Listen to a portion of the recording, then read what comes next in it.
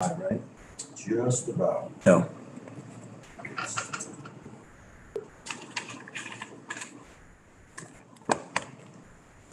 I had to Zoom here. Thought it was a Zoom meeting, so I was zooming. Damn near got to ask two conference calls just a little faster than I should have been going. Lucky you didn't get pulled over. Didn't get pulled over. I'm going. I did- County sheriff's again. Did see highway patrol yesterday as I came out of hot sulfur. Hadn't seen one the whole trip either over to Glenwood Springs or all the way back until I hit hot sulfur. What was it, the manager's meeting? Yeah. Yeah, that's our office over there. I can't go back. No, I like seeing them like that. Okay, we All are, right. so Just going like hell. Let's go ahead and call this meeting to order. It'll be our regular meeting of June 10th. We're live streaming. Good to see everybody in person. I guess I don't have to tell you to mute, so which will be nice. We Might have. That's true. Hit the mute button. We do have everybody here. We have a quorum. We can conduct business. Our public comment period. one of our employees will be here at 8:15 to talk for a few minutes. Okay. But on the agenda, if we can, I would like to table the approval of the minutes because there are some changes that we need to make to those. Okay. And then we will bring them back in July. And so you'll approve May and June and July. And then under executive session, remove the new service costs. We don't have the information prepared at this point, so we'll bring that back in July. The stranded assets we actually discussed last month, and so unless there's something new on that, which at this point there isn't, that I'm aware of, we can remove that. And then the insurance option discussion, we're going to have an item under discussion action items number 4 to approve the medical renewal. So I don't believe that we need that either. But we would then add employee housing and CREA attorney meeting. Okay, perfect. We need a motion to table the minutes, right, of previous meetings. So moved, but we have to add the April ones in there too. Oh, yeah, I saw that on the, I never- it's on the iPad, not on my sheet here. Yeah, it never, they didn't come, it never came. Things on the Says I need to. Okay, so we need a table, minutes. No, 2 months of meetings. either that or your board report. Is that a motionless? Had Yeah. something. The table, Minutes, the manager's report. Okay, April, May, June minutes till. second by Carl. Yeah, April and May. Okay. Any further discussion on that? All those in favor? All right. Anybody opposed? All right. We could probably sneak Levi in. Levi, you got anything for us in regular session? No, but now that I see you all in person, I feel left out and wish I had made the drive this morning for the first meeting in person. Other than that, I don't have anything to add in open session. I'll talk to you in executive session. Okay. But you will be here tomorrow and Saturday, so. I will. Anybody have any questions for Levi? All right. Do you want to get started, Mark, or do you want to wait for? I can go ahead and get started. On the community solar, our staff met with RUS regarding the project, and RUS indicated that since the project is considered generation, that it doesn't fall under our existing loan that we have. So we would have to go through the process, and they detailed the additional requirements that we would need to meet to establish a new loan and the timeline for that. And that timeline is estimated to be 4 to 8 months. So based on the timeline that they provided to us, I did talk with our representative. We are looking at other options to pay for the community solar other than using the RUS money. And one of those options would be to work with the contractor, ISI.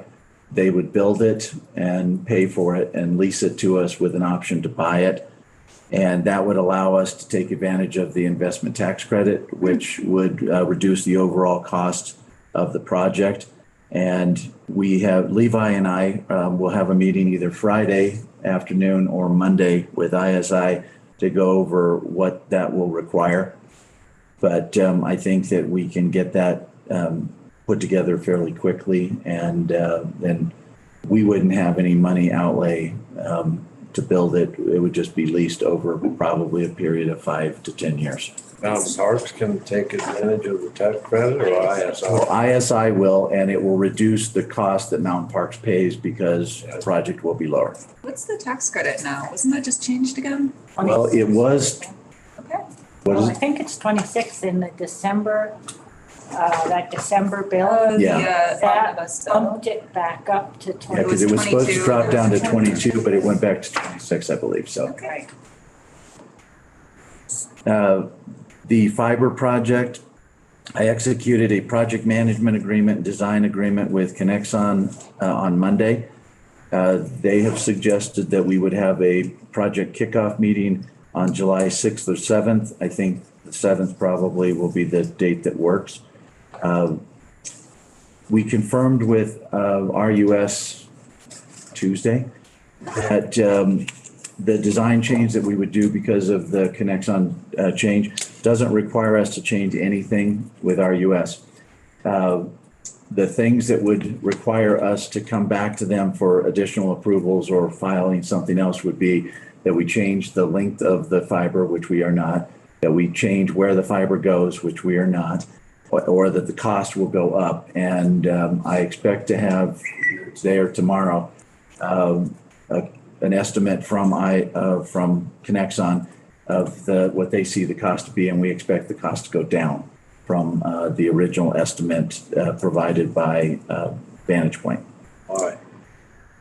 Because of the type of fiber that we're using and the pricing that Connexon gets on the fiber.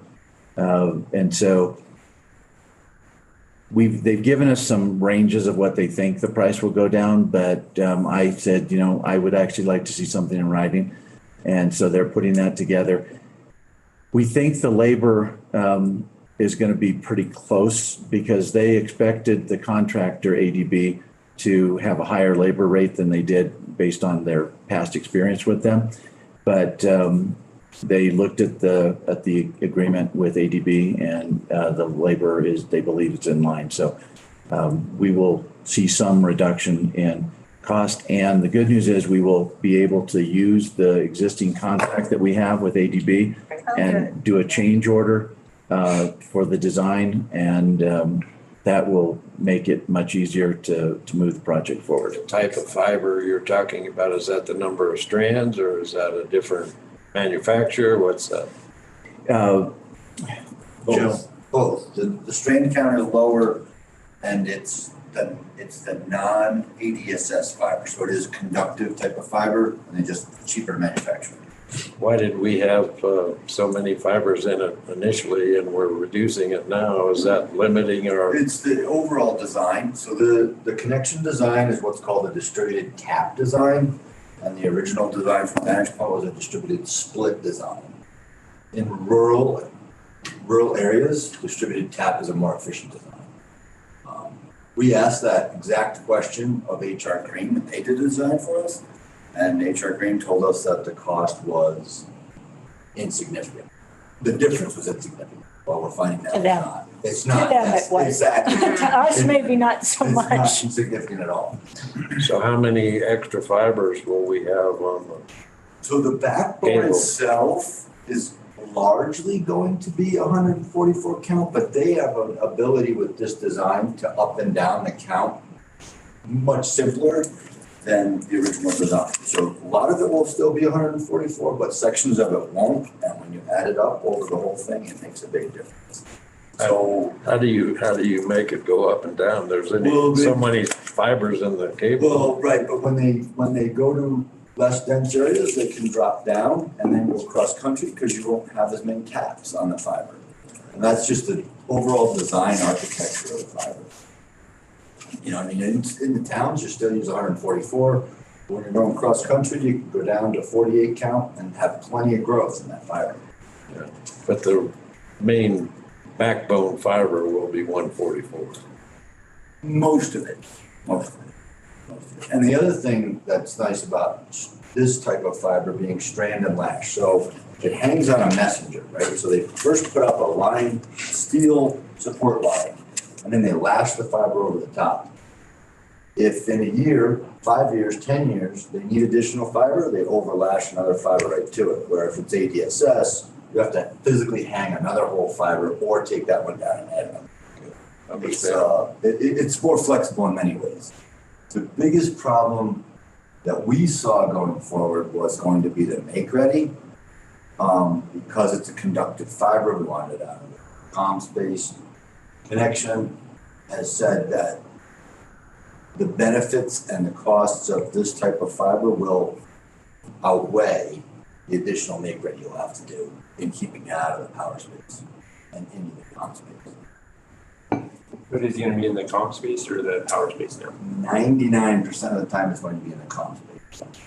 It can be Crossings either. and things like that, where we have to get across the railroad, where it would be a huge cost to replace giant poles and things like that. They're still gonna jump up into the power space and down, but they wanna stay in the comm space as much as possible. It lets them use, non-winding. So, Mark, are you gonna bring anything up in the annual meeting about the backbone? Yes. Okay. Actually, I believe it's in my report that was pre-recorded. Joe, the addition of a cable, that doesn't change the stress on the poles or any of that kind of thing. it can, but the stress isn't the limiting factor right now. It's usually, an additional guy maybe. The poles themselves are not the problem. And they say that most of them are engineered plenty large enough for that additional attachment. Could someone just briefly summarize where the line is being rerouted? Wasn't that part of? No, your it's not, construction? it's not being rerouted. It's going to follow the same path Okay. that the original design did. It's just designed differently so the taps that come off of it to be able to do fiber to the home potentially with a third party. That makes it easier. One of the things that Connexon had said is the original design, the way that the fiber was, you wouldn't be able to do fiber to the home. Somebody coming in after the fact it would be virtually worthless to them. Okay. So, And that's largely due to the tap architecture. So ADSS take cable, because it supports itself, to put a tap in, you have to cut the fiber. You have to put 2 dead ends that support that fiber and then put your tap in the middle. It's just a costly, where if it's supported by the messenger, you can tap it, it's still supported by the messenger, you put your tap in, you keep on going. It's not that it can't be done, it's just the cost. Prohibitively expensive. Exactly, to double that at every single tap. Joe, have they figured out where these taps are? Is that up to the third party that would be doing the fiber to the home? the design includes the taps. Yes. So they would have to acquiesce to where our taps are. Wherever they're going to do it, the taps have already been determined.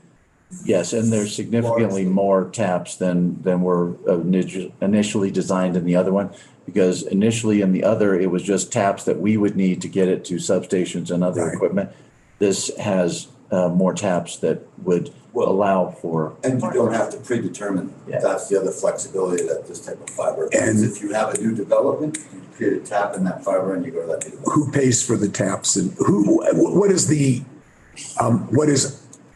Connection. Our responsibility as Mountain Parks Yeah. is that the agreement that we have signed is that we will build the backbone, which is what we were going to do all along. We'll be able to connect our facilities to it. If somebody wants to come in and provide fiber to the home off of this, they will be responsible for all of the costs including beyond tapping Yeah. the main line? anything beyond the backbone, and then they will pay us a lease payment for the backbone. And That's excellent. Most likely, but we have no agreement with them on that second half of the, If an additional third party wants to come in, they have to deal with Connexon, not Mountain Park. it will depend on the agreement that we negotiate, because at this point, there is no agreement other than to build the backbone. Okay. And Is that the, gonna be done before we build it, or is that Yes, down the line. no, it will be done before we build it. And what if someone wants to not do fiber to the home, but do, microwave transmission? They tap it, set up their tower or whatever, and they want, like Eden does right now. The third party would, that we would have a lease agreement with, would wholesale service to anybody that wants to get access. Okay. So phone carriers, ISPs, local ISPs. Are we going to allow people like CenturyLink and Comcast to tap into this? They won't tap into it, but they can utilize the fiber that's there. They can run data over it. So we can connect their facilities to it, but they're not going to actually tap into our fiber. That does, they're either You using. asked it- wait. You used the word tap.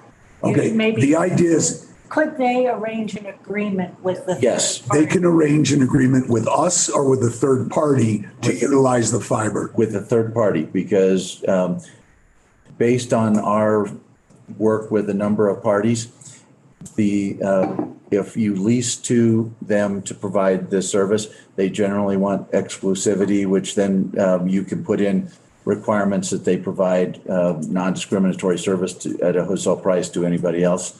And that's what we would do, because it's easier to work one lease as opposed to many, many leases on it.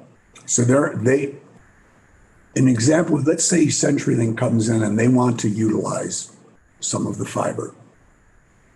Do they deal with us? No, Then how do you control it? You said they're going to have to offer it to everyone the same way. If we're not in charge, how do we Can I, make sure that can happens? I jump in real quick? I want to make sure there might be one thing, Dick, based on Dick and Carl's questions. So Mountain Parks Electric is going to own the backbone. Connexon has indicated interest in doing fiber to the home, which will be their fiber that they own, and they will have an agreement with Mountain Parks Electric that in order to tap our backbone. So so they could use their fiber. I think what Mark is saying is they could use their fiber to wholesale to other entities. We would be wholesaling to Connexon if that in fact happens, which has not happened. But that's the direction we're going, is that Connexon, we would lease fiber to them since we own it. They would then deal with all the other third parties. We would not be part of that. So my question. Right, and we would control that, I guess, to your question, we would control that through our agreement with Connexon, requiring certain minimums and them to deal in certain ways with any other third party. That was my question, because when you're dealing with Comcast and CenturyLink, they tend to do whatever they want and they don't care. Well, they're not going to just You know, tap. and fiber. well, but the point And is. that frankly probably won't change no matter what we do, because you're right, that's just what they do. Right, and so once you get them involved in this, they're gonna do what they want, and they have really big bucks. And I just want to avoid going to court to enforce something if they don't live up to what we want. Because right now, they're taking money from the government, running fiber, and the fiber's just sitting there. It's not being utilized, Easy now, Dick. you know. Easy now. Well, and the point I'm being just is the same saying. thing with us. You know, they say they want to utilize this. How do you control what they do with it once they utilize it? Because they don't tend to listen. They don't tend to care. You mean Comcast or Connexon? No, Comcast, CenturyLink, the boys that are doing it now. Well, why do we care what they do? Because we're supposed to be providing this to our members without No, discrimination. we're building a backbone that will Well, serve our okay, now you're back to my question. So and we're not Connexon controlling is it. planning to do fiber to the home, and based on what we know, Connexon is going to put fiber to the home of every home. All right, So all I'm saying if is, Comcast and CenturyLink do nothing, I mean, but what if they want to use the fiber? How do you That's control fine. that? but we would want them to, well, right? why do we care? Yeah. As long as Connexon's doing it. They have fiber running on almost that whole backbone already.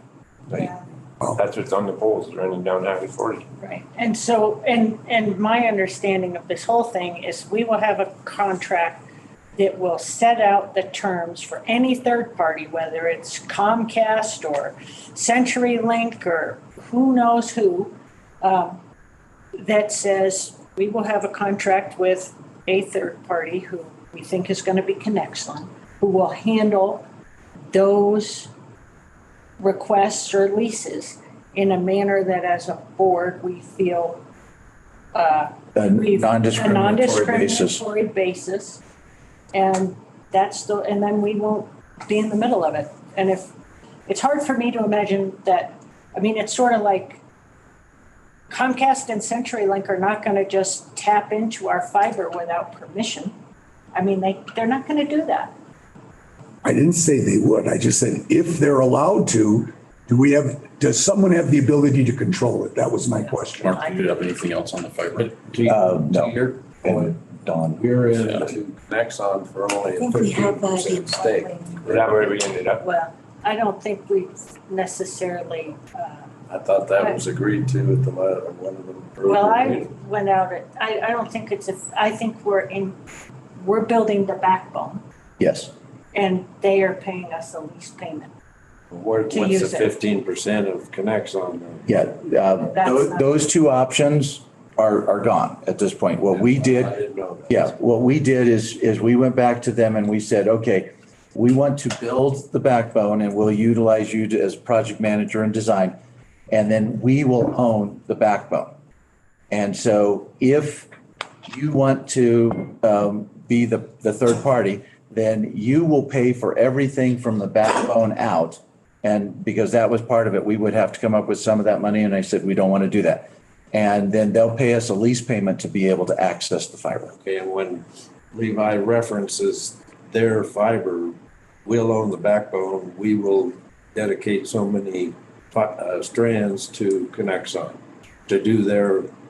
Right. Think of it in like a tree. The main part of the tree is what we own. The branches are what Connexon will own and have to pay for it. And they'll put that fiber and connect it as the branches go out. That they will own some of the, or use some of the backbone fiber to carry that, to accomplish that. Yes, and they'll do that through a lease. We will still own that, but they'll do it through a lease. And who is paying to build the fiber?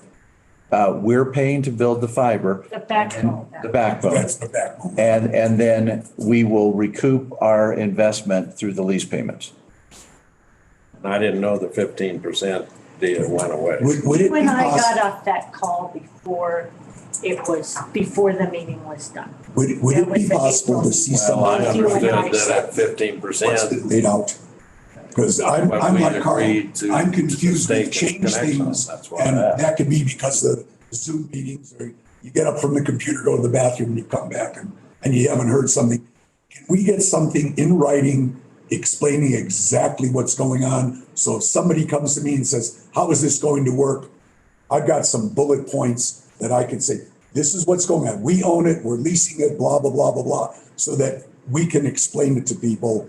Because rather than my understanding or someone else's, it'd be great if we had something like that if people ask. Yeah. Well, Right now, We have nothing. all we're doing is building the backbone. Yeah, there are no other agreements to do anything other than build it. But And lease, and agree to have it leased. Well, We have not done that yet. We have not signed the Okay. lease yet, but All right. we haven't negotiated that and we haven't signed anything other than to have them do the project management. We're going to have ADB, which is the original contractor, build it and to the Connexon design. So all these other things we're talking about could or could not happen. Yes, that would be the next step if we All right. move in that direction. Does the board want that to come to them? The Yes. lease? A lease or an IRU? Yeah. With, Yes. yes. I'd like to be able to understand if we're going forward, what our operating agreement is. So if people ask us, and they have questions, we can at least tell them, we're at this point now, this is our intention. We haven't gotten there yet. And as it happens, be able to tell people what's going on. Because you get stopped and say, well, when are we going to get fiber? You know, I have no idea. Well, what are you guys doing?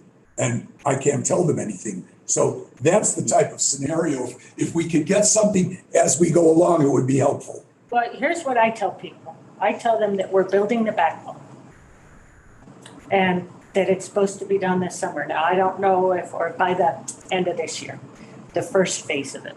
Right. That, because that's what the contract said. Now, if there's a change order to that contract and it pushes that time period later, that would be helpful to know. Now, the rest of it, we don't have, I mean, yes, It all falls people through. really want to get into it. We've changed the design. Hopefully that will save us money on the build and make it more flexible. We have a different project manager. That's what we know right now. We continue to negotiate with potential third parties to provide, to use the backbone to better serve our members. But I'm not out there saying, hey, we've signed a deal for fiber to the home, because we haven't, and we may never. Well, I was just under the same impression that Carl was, that we had this 15% we were going to own and they were going to own the rest of it. And that's changed a little bit. And I missed something along the way. So So it was actually your suggestion in the meeting that we not do that option 1 or 2. I agree. And so that's what we went back to them and said, okay, we don't want to build something and then let you own it. We want to retain ownership of it. But I didn't hear that come back saying that's what happened. That was the thing. So, no, that's fine. Okay, I will pause my report. The employee is on Zoom, so go ahead and let him in. And when he gets on here, I will introduce him. There's Dawn. Hello, Don. He's still joining to. Okay. Probably hear you, but We'll wait until he gets joined here. I'll make him speaker like the whole screen. Okay, That'll be a big, Whoever speaks. okay. gets- Hello, Don. Can you hear us?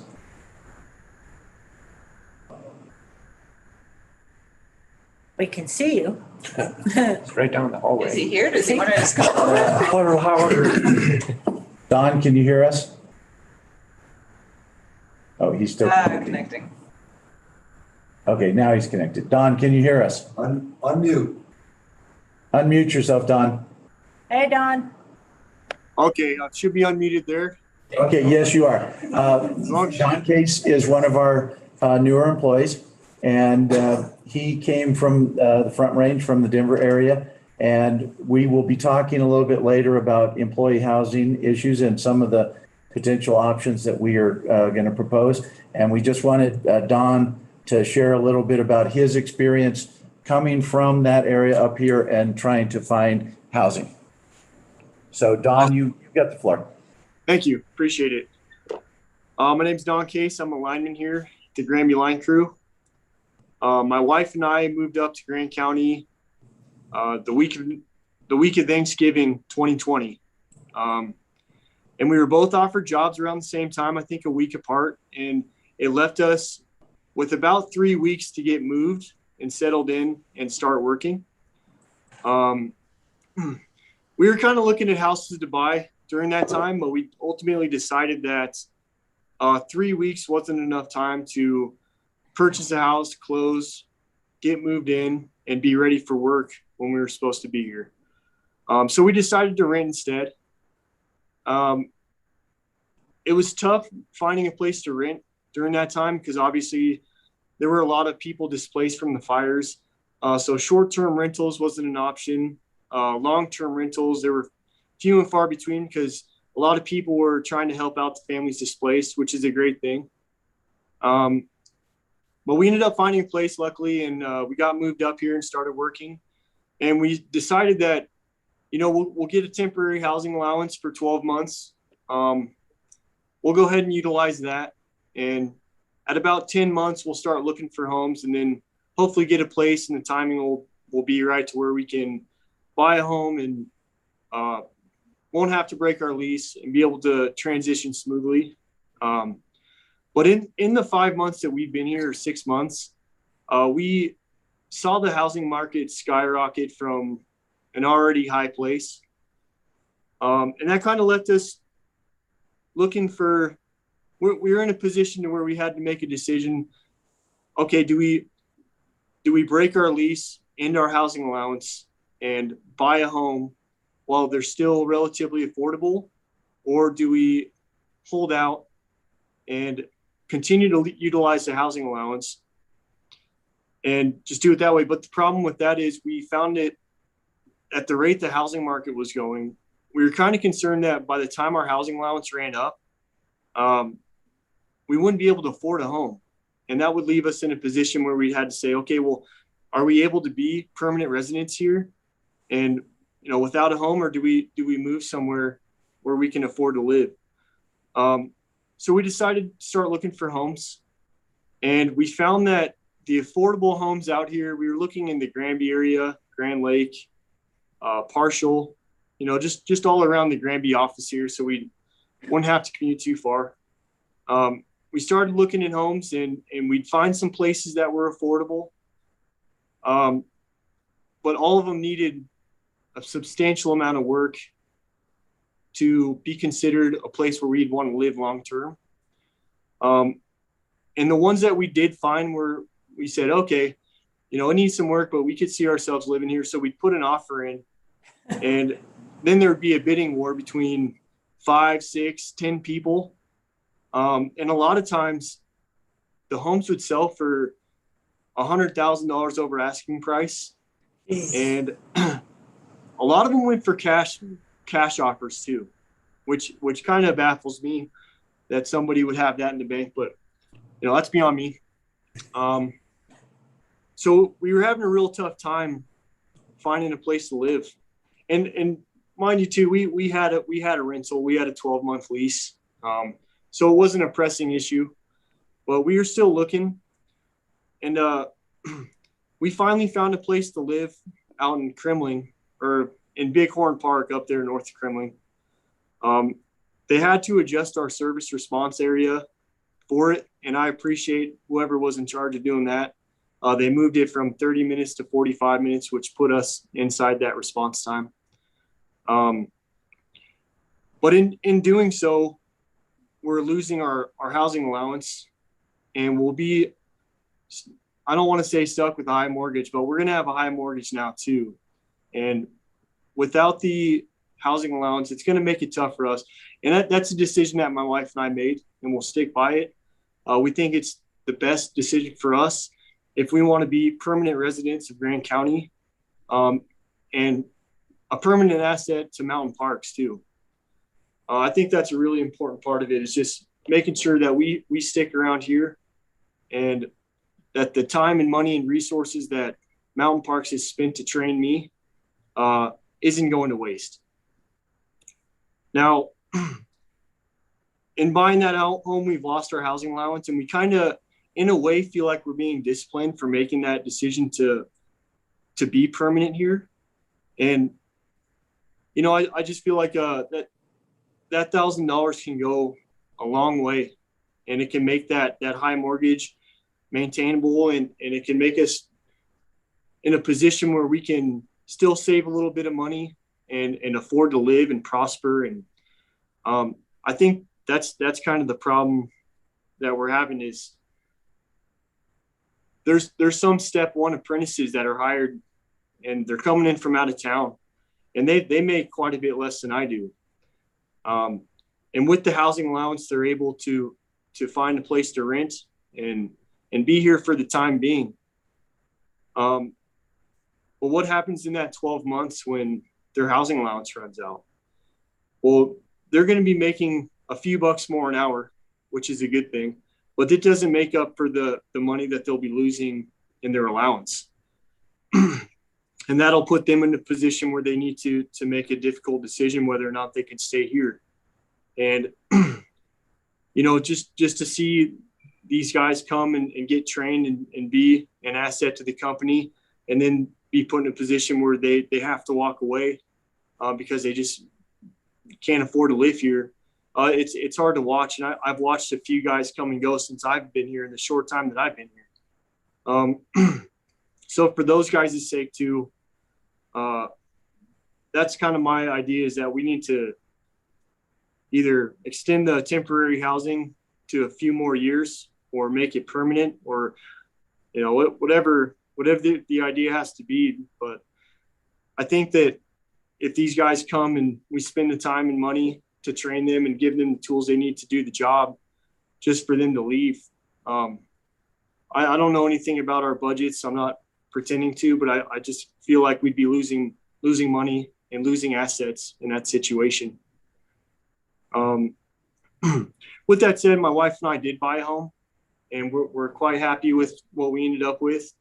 Like I said, it's a little bit further out of town, but you know, when we moved up here in November, we knew right away that Grand County is probably the most beautiful place we could ever want to live and work, and it's somewhere that we wanted to stay long term. So we made that decision, and we're quite happy with it. And we're both looking forward to being residents here for the time coming. That's pretty much all I had to say. That's my story.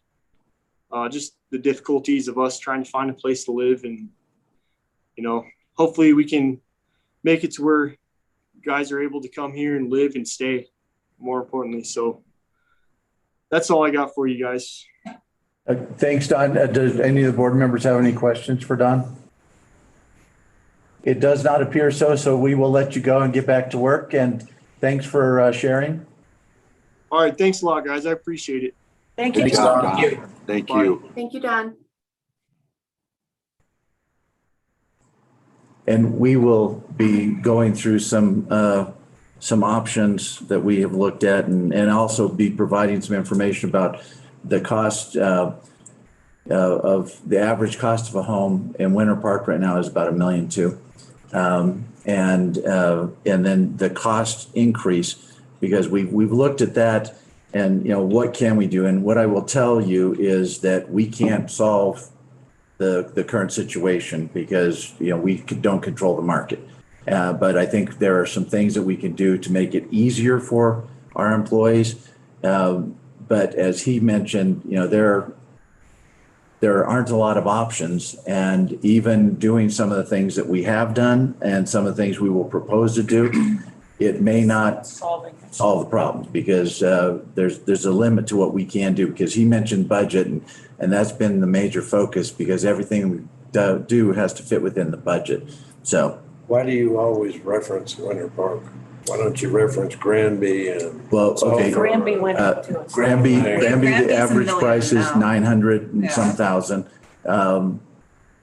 Fraser is a little between Winter Park and that. Grand Lake has also gone up. Most areas around here have gone up 30 to 40% in the last year. I understand that, but you, like I said, you always reference Winter Park, and that's, to me, is misleading. But I don't know what the, you know, value, what did he pay for the house in Big Grimley? Timber or wherever? Bighorn Park. Mark, how It's many, still up how in many Grimley. employees? Probably do you have on 400,000 or the 500,000. Yeah. I'd be surprised. Jessica, do you know how many employees we have on the housing assistance right now? Parking's 35 acres. With new employees and current employees, probably 7 or 8. So you're looking at $80,000 a year, roughly. Between 84 and 96, yeah. Carl, what is it going in Walden, do you know? Or house in I town? don't know. Well, in the paper, I see ads for 250. 300 So- a day. I can, I'll actually be talking to this in my presentation. In Walden right now, there is one home for sale that's listed under 900,000. And it's in town, in the whole county. There's just one single family home for sale. So in Jackson, it seems like the problem is more inventory rather than as much of the price as we're having around here. Because there are homes for sale in Grand County. They're just out of reach for most locals. We have a maximum that we have in our budget for the housing allowance? Or is it just a flexible amount right now? It has been flexible in that as we hire new people, that's one way that we can. try and bring them in. Had a conversation in the CEO meeting with Yampa Valley, and they're close to us and actually have the same issues that we do. And the last 13 offers that they have made, people have declined. So as it stands now, if we have 7 or 8 total employees on this, is that budgeted? Are we budgeting that figure going forward? Because I don't remember seeing that number in the budget, and that's what I'm trying to find out. Have we budgeted for this? There's not a specific line item that says housing assistance. Which department does it come out of? HR? That's it, it's not in. It's part of employee compensation, so. Okay. So we do not have an item in there. The question then is, can we put a line item in? And if we do, what can we as an organization afford? And that's part of what we're going to look at with Jessica's presentation, because she's got numbers for a lot of the different things. Okay. And in 10 years, do you have all 60 employees on permanent housing? That's where I'm going. Dick and Mark, we do have a separate line item called temporary housing assistance. And I had 25,000 budgeted for 2021. But it does come out of employee compensation, because probably almost since I've been here, we haven't had a full lineman staff, maybe for a couple months possibly, but the additional money. So we do have a line item in the 2021 budget, $25,000. Okay. So not sufficient at this point. I'm just looking, and if Jessica's going to deal with that's fine, talk about it. But I definitely think that if we're going to stay in the market for employees, one of two things is going to have to happen. We're going to have to increase that as a operating budget item, or we're going to have to utilize some of the funds from the sale of the property to handle that, or we're going to have to get involved with some of the other entities up here and actually be part of building employee housing. Yeah, and we're looking at all three of those. Right. I'm just saying, but our budget we're coming up. We're going to have to start looking at it. And I think, judging from where we are, I think this is going to have to be a line item that's going to have to be substantial if we want to keep employees. And either that, but the way I look at it is, if you give a person $1,000 or you give them more in their pay, which way works better? Well, I think we also want to make sure that if we invest in employees and they're good fits with a company, that asset stays with a company and doesn't go down the road when things get tight. I mean, to me, that's the goal, is to have a good, reliable, well-trained, exceptional workforce. And then we have to figure out how we can do it and have it fit within the budget, and also the equity issue between employees, longtime newcomers, all of that. I mean, we have to go through all that. Let's talk about it. Let's talk about this when Jessica gives her presentation. Let's move that to there. So, Mark, we'll but somewhat of a segue into the Winter Park land. We signed the agreement to have the required lot survey done. It's going to be completed by June 18th. We received the initial title commitment from the title company. The buyer has requested, and we approved an extension for them to do due diligence through next Friday. They are having some difficulty in getting people to call them back not from us as a utility, but from some of the other utilities, specifically the water and sewer, and what the connect is going to cost. And so that's been one of the challenges that they have had, but they believe they can do that by the 18th. And then the last item related to that is there is a resolution in our action items that the board would approve to request the release of the property from the RUS lien, because we'll need that in order to be able to sell the property. The Tri-State Managers meeting was Monday. It was telephonic. Dwayne Hiley provided some updates, and I'm probably going to steal some of Carl's thunder going through some of these, but Don't worry about that. okay. It's not a lot of thunder to give up. The COVID update is that Tri-State's going to resume normal operations and their offices will reopen on June 14th. So they expect to have most of their employees back in the office next Monday. As part of their cost reduction program, because of course they had the goal to reach 8%, but then with the settlement that FERC has looked at, they are doing a hiring freeze. And the goal is to get to a headcount of FTEs of 1225. They're currently slightly above that. So, and then once they get there, they will reevaluate, whether or not they have the people in the places that they need in order to do the work that they need. He reviewed policy or board policy 125, basically FERC's rejection of the filing, and Tri-State staff are reviewing the filing and trying to determine next steps. Obviously, whatever they put together will have to go to the board to be approved and then to go back to FERC for FERC's consideration.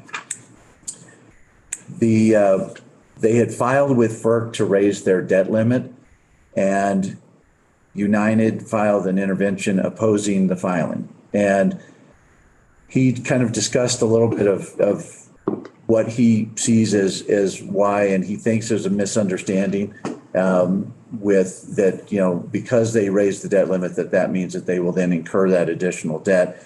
It is not unlike when the Mountain Parks Board raises the limit. It's to incorporate the potential for something that will happen in the future, but not necessarily is going to happen. But you don't want to wait until that happens to then go back and try and raise the debt limit, because it may be too late at that point. And the last item, he went through several more, but I know Carl's going to cover some of the others. So the open season was completed in May. There were 3 members that submitted projects for a total of 209 megawatts out of the 300 that were available. And Kristen had asked if we knew who the 3 members were that submitted the projects. And I said that Carl was probably going to tell us, because Dwayne did not mention who those 3 were. So Poudre Valley, La Plata, and San Miguel. Okay. Mark or Carl, has anybody discussed the fact that FERC hasn't approved the BDP yet, and yet we had an open season, open and close, and the final BDP might end up being different, and how that would affect other co-ops that maybe would have been interested had it been a different BDP? Well, that was on not the last call that you participated on Wednesday, but the previous call. That was part of that discussion with Tri-State and the interveners. Right. And so I was just curious if Dwayne mentioned anything about that. He did not. And so it does not appear, at least based on his update, that they were going to go back, because some of the things had changed, and reopen it to allow others to potentially make proposals for the additional 91 megawatts or something else. So I think that the answer is we don't know yet. That they had it set and it was discussed, and so the FERC settlement judge as well as FERC staff are aware of it. But that may be something that when the filing is reviewed by FERC, they reject it or send it back because they want it to be changed. So I don't think at this point anybody knows for certain one way or the other. Sorry, BDP board of directors policy? No, Or BDP, the buy down payment. buy down payment, okay. For the all right. Partial requirements. And Yeah. Poudre Valley submitted the application for 117 under the Mars option, and San Miguel and La Plata 92 under the Max. Okay, And Mars is renewable and Max is not renewable. And I guess just for clarification, maybe for the board, as far as what I was getting to with my question is, I mean, theoretically, these 3 co-ops that have come to a tentative agreement with Tri-State on a buy down could end up being different numbers after after the FERC hearing, that, you know, obviously either maybe Mountain Parks or some other co-op would have wanted to have participated, or I don't know. I just don't like that the open season went forward without a final approved buy down payment. Seems to me like there's a lot of stuff that could follow this same pattern, where the policy or the rate or whatever is announced, people make decisions, FERC hasn't reviewed it yet, someone objects, there's a settlement or a decision that changes the economics, and yet people have already, I mean, I don't know how the open season works, and if those three with the open season have committed to their developers or wherever they're buying the power from. They have not And yet. then like, do they Right, have? if it was us, I'd say don't commit for sure. Tri-state that they don't have to commit until after FERC issues the final decision on this, and when is that gonna be? I mean, There the won't whole- there won't be any agreement between any of the co-ops and Tri-State until FERC FERC, rules. till FERC The rules. open season was established to see who was interested with no commitment or nothing else. Okay, And so they there's no haven't gone commitment. out and So they can back out But- those. there's nothing to back out of right now until FERC rules. Right, but Carl, you understand, like, it was to see who was interested, but I mean, If the terms if the numbers change, that changes who's interested, right? I can't argue that, but we have no control over that. FERC has, so. So, Well, no, yes, you do, Oh, right? wow. You're the board. But- You're the ones that decided to have the Well, open season. essentially, Well, but we submitted to FERC, the agreement under which that open season would occur. Yeah, and Here's knew that it was likely that that wouldn't get approved before that, and or once it wasn't approved, you could have delayed it, right? Well, And I know you're just one of many, Carl, but anyway, Yeah. sorry.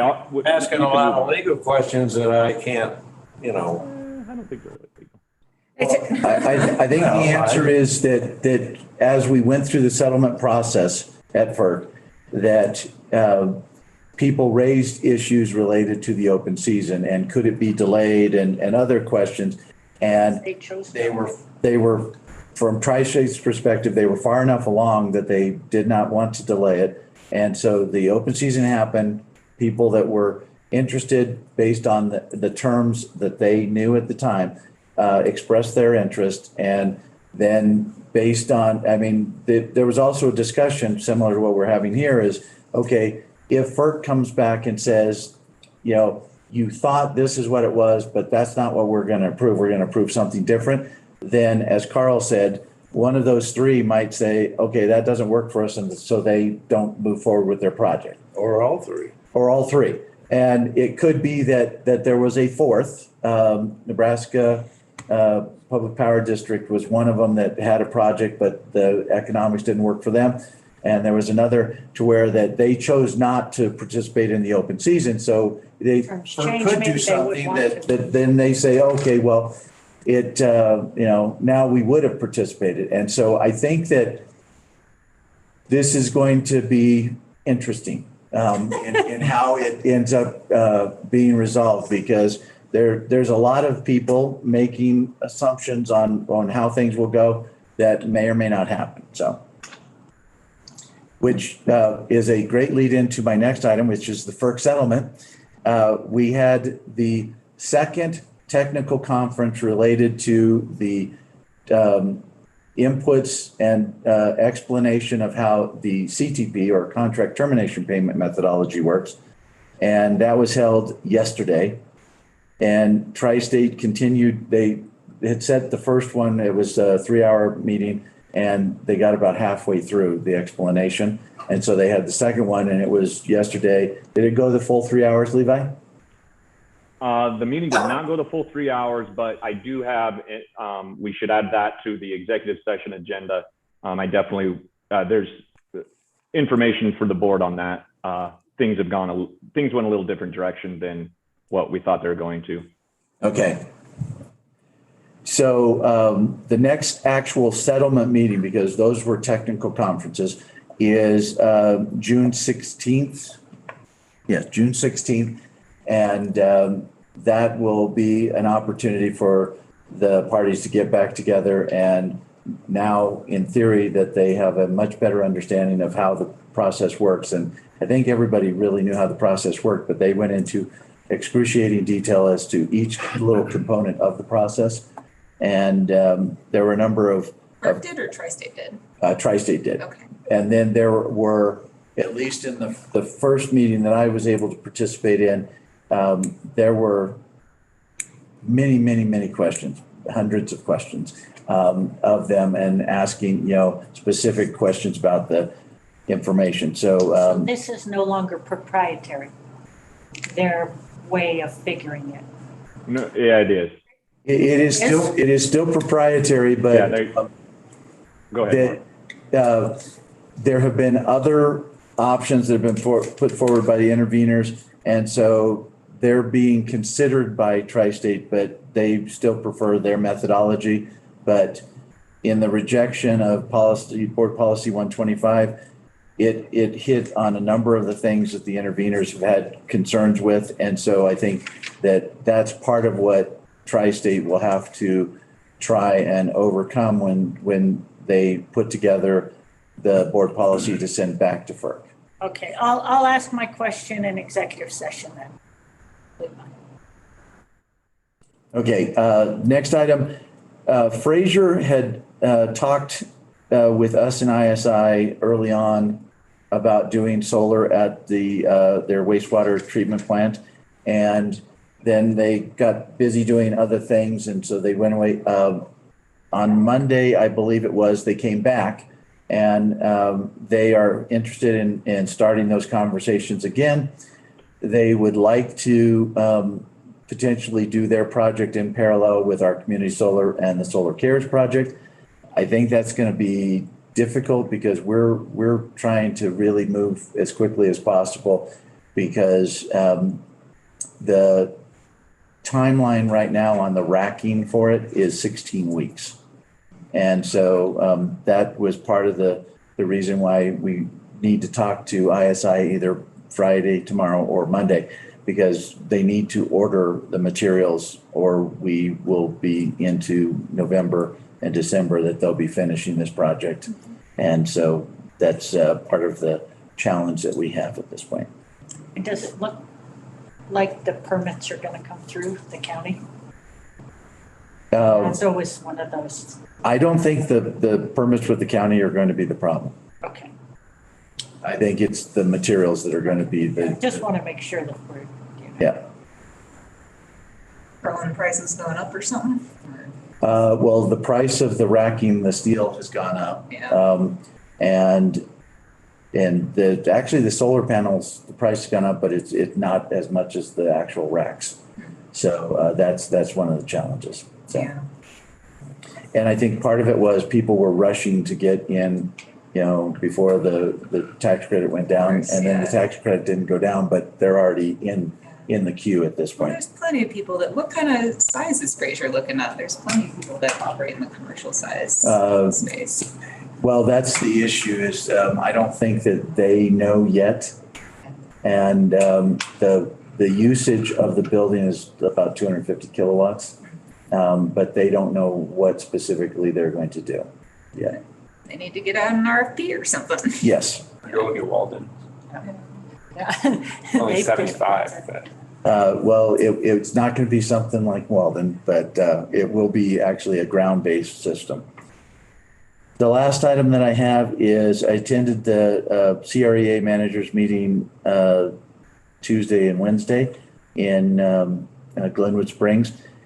The first, they did a legislative update, but then the first item that the managers weighed in on was to answer the question, what does your co-op look like in 5 years? And it was interesting going around the room and listening.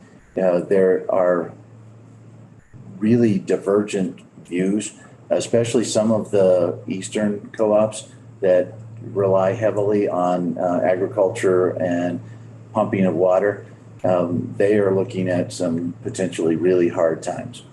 How so? Reduced pumping or? Well, reduce water to pump, and they're going to have to remove 25,000 acres of agriculture because there's just not the water to support it. And they are having some other challenges. And so they just, I think, are in a really difficult spot.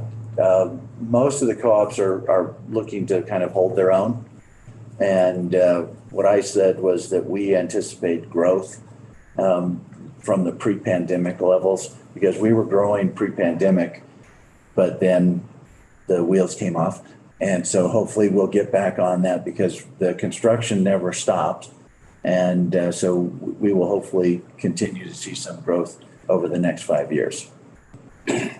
But there was also a discussion about distributed energy resources, and Holy Cross and San Isabel reported on several member initiatives that they are working on.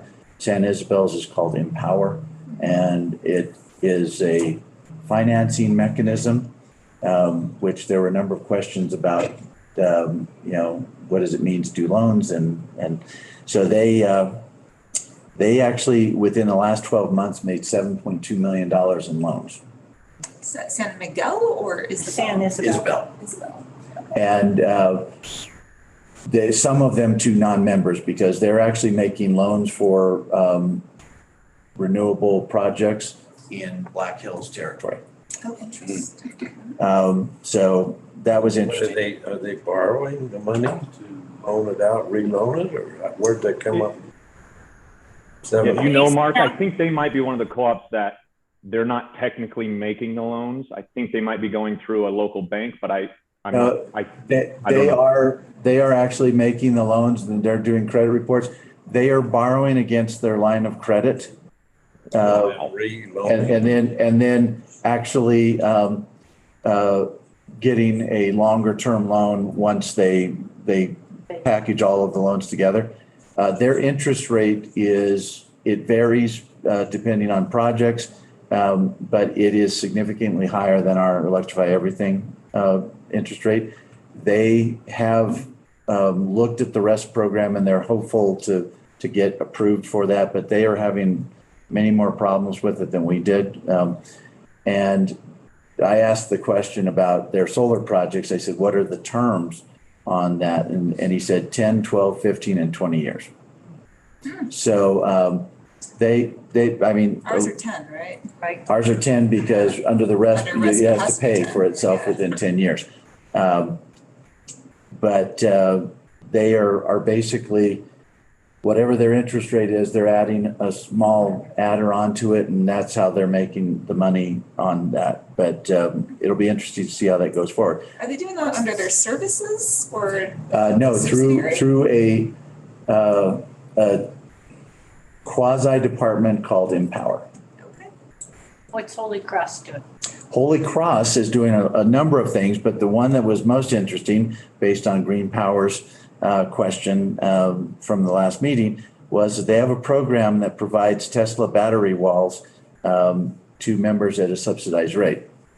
And they are basically acquiring the battery walls. They're then providing them to the member. The member pays a portion of it, but Holy Cross is paying for a portion of it, because they then have the right to access the battery to deal with different things. They can do load shifting and stuff? And so what I did ask Brian during one of the breaks, if he could send me the information on their program, how it works, and specifically what the cost of the batteries are, because I did tell him that Green Power had the desire to try and do something with that. And it is about, he said that it's a break-even proposition for them with the ability to access the power. If it was just that they were selling it and not having that ability, he said it would be a money loser at this point, but that could change in the future. Did they say why they picked Tesla batteries? I think that it's, he did not say specifically why they picked them, but I think they're the most prolific and And it's easy. And somebody asked the question, so is Tesla giving you a discount? And you said Tesla doesn't discount. Yeah. And I know from personal experience, I reached out to an installer in Golden, and they said there's 6 to 8 months wait on this. So if you order a Powerwall. You actually can't order a Powerwall. Well, if you. We tried to for Solar Decathlon, and Right, Tesla but says if you their call- service territory has not expanded into our county. Well, actually, when I called. 6 months ago. I called Golden Solar, I think it was, because they're an authorized vendor and installer. And they said they would come here and they would install it, and for me to send, my electrical information, which I hadn't done. I had asked that because Tesla announced that they weren't going to sell them separately. They were only going to sell them with solar. And I was like, really? I thought it was the other way around, that you couldn't just buy solar from Tesla anymore. Oh, You I had to get thought the it was you could buy storage. better. Anyway, I wondered about that too, like the chemistry of Tesla versus Sonnen, and the other ones are maybe a little safer, but the Tesla interface for the customer, for whoever installs it in their house, is really, really slick. Lithium. But the batteries are, not lithium iron. I went through Iron. all of the battery options up here.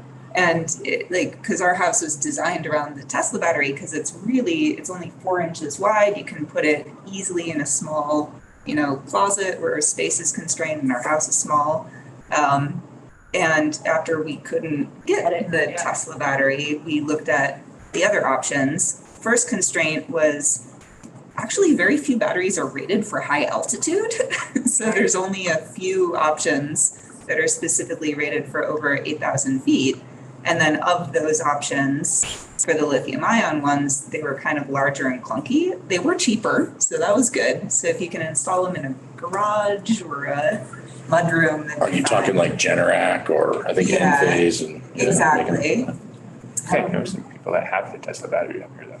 Yeah, there are people who have Tesla Yeah, batteries right. up here. I think I know somebody that has like 2 of them. Really? Yeah, I want to know how like they 2 or got 3. it.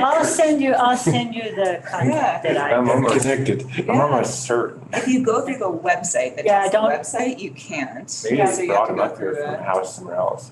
Right. I have to ask them. Well, so I went to the Tesla website, but I didn't contact them, I contacted their listed, the vendors or approved contractors, whatever they call Well, it. and Holy Cross has the direct relationship Right, with. they've become that person, Okay. they've become that. Cool. Well, maybe we should skip over that whole thing and just go straight to two-way vehicle chargers. Well, we talk about that later. That is action item number 5. That is the end of my report unless anybody has any questions. Yes, Carl. You didn't mention anything about the phone conference about the microgrid on the Laramie River, and I didn't see anything in Scott's report. You have comments on, I know there was a number of us on that call. Do you have any comments on that? Well, one, I thought that it was a fascinating presentation that she did, and I thought she did an incredible job of putting it together. I think that she indicated on the call that there's additional work to be done to be able to figure out. I mean, they looked at it and said, what's the cost? And then, is it something that could work? But they, of course, didn't look at batteries because that was outside of the scope. And so I think that it gives us a start for that. And whether we utilize her advisor, Carrie Baker, who we were going to work with on the DOE grant, or something else to pursue that. I think that the one thing that I wasn't really clear on is the pricing that was on there. It just seemed like it was too inexpensive. I expected it to cost more. And so I don't know if I wasn't looking at it in the way that the actual costs are going to come in. So like, is it a cost per kilowatt or a cost per megawatt? And I was looking at it as that was the total cost because it's kind of the way the presentation looked. We will get a copy of the presentation and provide it to the whole board. So anybody that wasn't on it, although Dick was on, you were on, Liz and Kristen. And I think we had a really good discussion because we were able to ask a lot of questions about it. And it is something I think that is possible. The question for the Laramie River customers that we have, the question is whether or not it's affordable to where it makes sense for us to do it. That, if you recall, is the area that we had talked with Carbon Power and Light about acquiring from us. I thought they took it. No. We were close, but then with some of the other stuff that was going on at Tri-State, they decided to wait because I think we made them a really good offer. I thought it was one they couldn't refuse, but they did refuse, or they didn't refuse. They just decided not to pursue it because their board was a little skittish. I think that there is an opportunity for us to revisit that in the future and possibly do that. Because if not, I think that looking at the microgrid is something that we probably need to do because the power line that comes from us up to that is going to need to be rebuilt, and that's a significant cost. So what the proposal was off grid. It's not a grid tie. That it would. It wasn't totally off grid because it was a connected microgrid. So it had the ability to go off grid for a period of time for power outages and that type of thing. Forest fires that take out the line, but it was limited in the amount of time that you could do it. And some of that is constrained by the fact that there's no way to store the power. No batteries looked at. They also modeled it without any fossil fuel backup generation, which I think if you included that in it, it would probably increase the resilience and bring the cost down. Yeah. Was it similar to Poudre Valley, Red Feather Lakes? Is it this, or is this the same? Red Feather Lakes just put that storage at the firehouse, right? They put some solar in it. Yeah, they did a few things up there, yeah. But I don't know think exactly what. so these guys modeled Wind and solar. Solar, and then they also modeled a battery, but the cost was pretty high, but they didn't look at if that battery were used for other purposes, like could we shade peak with it? How many times a year is it used? Like what other revenue streams other than just sitting there to provide that backup service can you use that battery for? Mark, you'd have to rebuild the line anyways if it's going to stay connected, right? Or not necessarily, because if we were able to transition those members to Carbon Power and Light, there's a line that comes down from them. And so we wouldn't necessarily need to rebuild that line. And once the power gets there, that's a good line though, right? I mean, we undergrounded the whole thing when I started on the board here. Question. Are you talking about for the members themselves? Yeah, once we get in there. There have been some significant upgrades over the years on that. It's just the line from there back to our system that is the problem. Could we have some kind of an arrangement with Carbon Power and Light that we connect them via Carbon Power and Light? That power gets purchased from Carbon Power and Light. Well, that is how we do it now. We provide power and they then bring it through their system and they provide the power back to us from there. We are not sending a whole lot of power from us up. It goes the other direction because it's easier.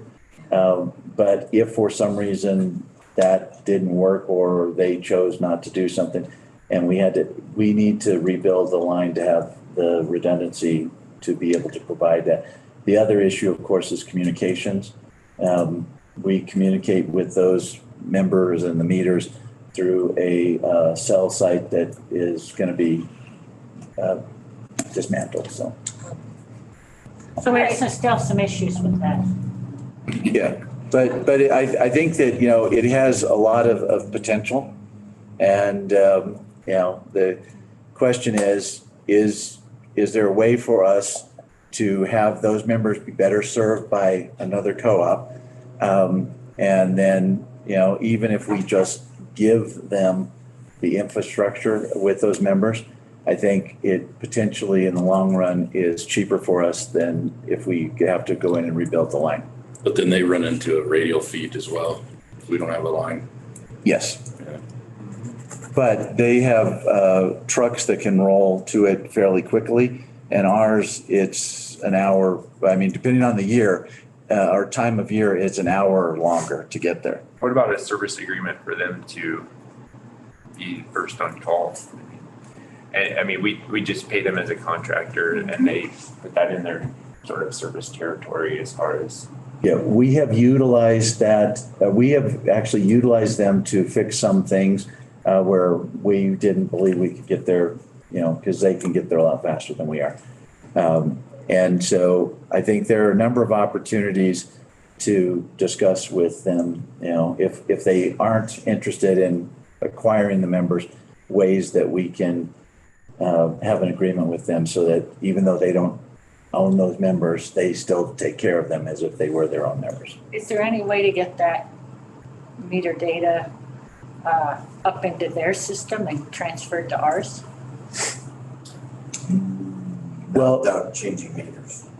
Well, They use a different system. yeah. I'm just like communications wise, do they have access to another? There is an ISP that serves that area, and Joe had some conversations with them that we could utilize their services and then potentially trade fiber. With the second or third company that we talked to, they said that, from their perspective of exclusivity, that meant that we couldn't do that. Even if there was no revenue exchange, we couldn't provide access to our fiber because that would be competition for them. That was one of the reasons why we basically said, okay, well, this is never going to work because if we own the fiber, we ought to be able to do whatever we want with it. And because we were also talking with WAPA about swapping fiber for redundant purposes, and they didn't want that either. So that's one of the reasons why I communicated to them that, if they want to move forward with their initiatives, they'll be able to potentially acquire wholesale services from a third party at some point in the future. Approximately how many members are on that Laramie River system? 62, I think. 62. 62. Joe, aren't you in the process of upgrading communication? Well, very, very wealthy ones. We actually just upgraded the modem, the That's all. cell modem. Keep It it was up the there. cheapest way to keep it running because there was a lot of uncertainties whether we're keeping it or not. So Who's leading this conversation, Mark, With carbon? This has been an issue since I've been on the board that we need to resolve at some point. And when we brought it up here a couple of years ago with Scott, he said that they were working on it and then it just fell apart. So who is? I am. I've had conversations with their CEO, and when there was times where we were both down at Tri-State, every time I saw him, I asked him, and now he is actually Runs away. yeah. Well, I'm sure that he didn't start COVID just so that he didn't have to talk to me, but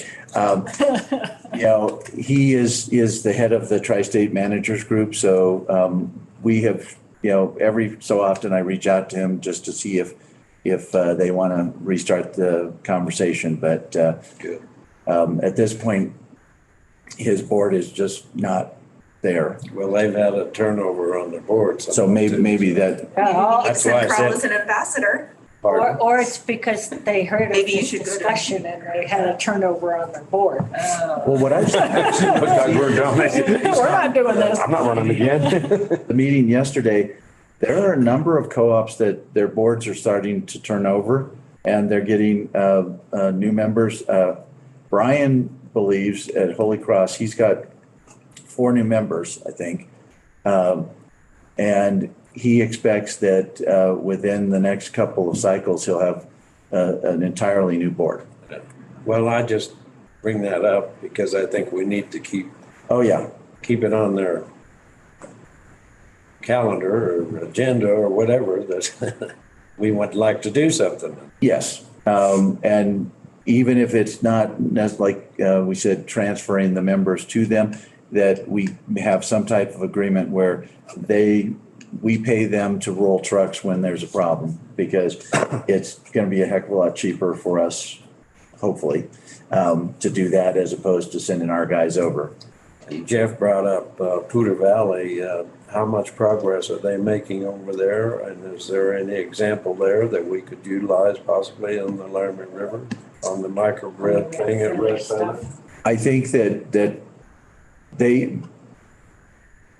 based on the discussions that I've had, they are happy with the way that it's worked, but I don't know that they're looking to expand it. So it works the way that they anticipated that it would. So they have an installed microgrid up there? But a very small version. Their fire station and maybe something else, but it doesn't serve the whole community. Yeah. Do we have, I mean, I guess I know 2 members that live there and they seem to be happy. I mean, I know Laramie River Ranch owners and Raywa. So, I mean, that's a big stretch. No, I think that the members there are happy with us. We've done a good job of serving them, and the outages, have not been excessive. And of the 62 members, not all of them live there year round. Yeah, they shut the road off halfway through, so they gotta, whoever services it has to snowmobile. Probably, I just imagine halfway down the road there. Yeah, and that may be Partly why. part of our challenge, but I think that there are other examples of people that have done microgrids, and like I said, I think that the presentation that we saw, it's got a lot of great opportunities for us to explore if we aren't able to get some type of an agreement with Carbon Power and Light. So, Sure, we've talked about it before, but how do we just sell off our members? Like, is that just a? Well, I mean, we don't sell off our members. We sell off the assets that serve the members. Gotcha. But what if they don't want to go? I think isn't there something in our bylaws or articles of incorporation about that? Or in the co-op, like in Yeah. general, what a co-op. Yeah, Service I think there's some. Well, what we would do is we would adjust the service territory and sell the assets, and then they wouldn't necessarily have an option. I mean, they could go off grid, but they couldn't continue to buy power from us if it was outside of our service territory. There is something where Tri-State has to give permission, right? Right. Carbon Power and Light is part of Tri-State. Tri-State, so that shouldn't be an issue. That wouldn't be an issue if we could work something out.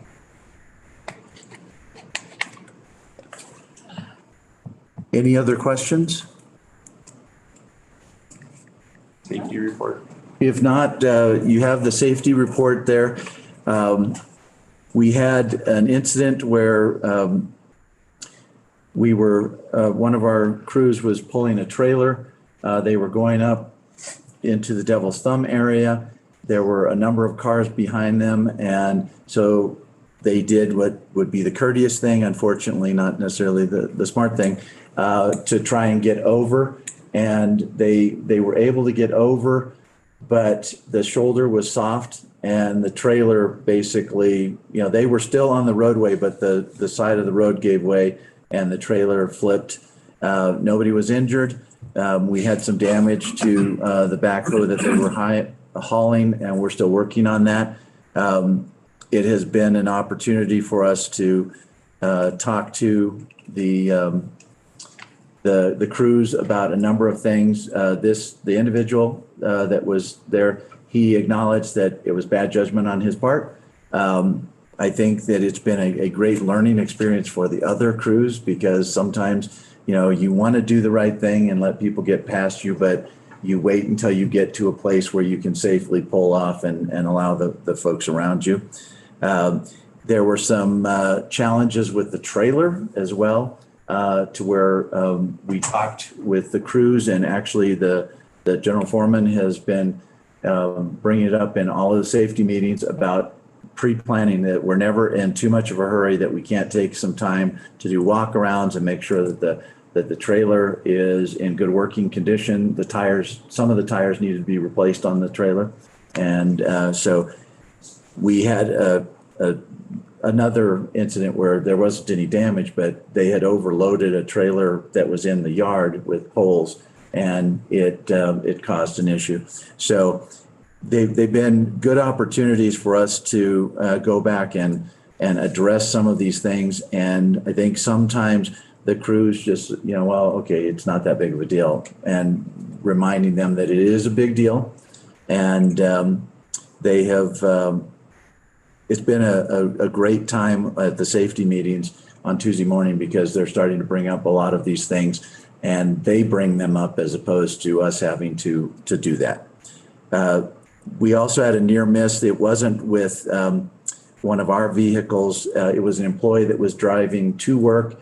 There was a truck in front of them. There was a ladder over the back that appeared not to be secured. So they backed off based on the safety training that they had received.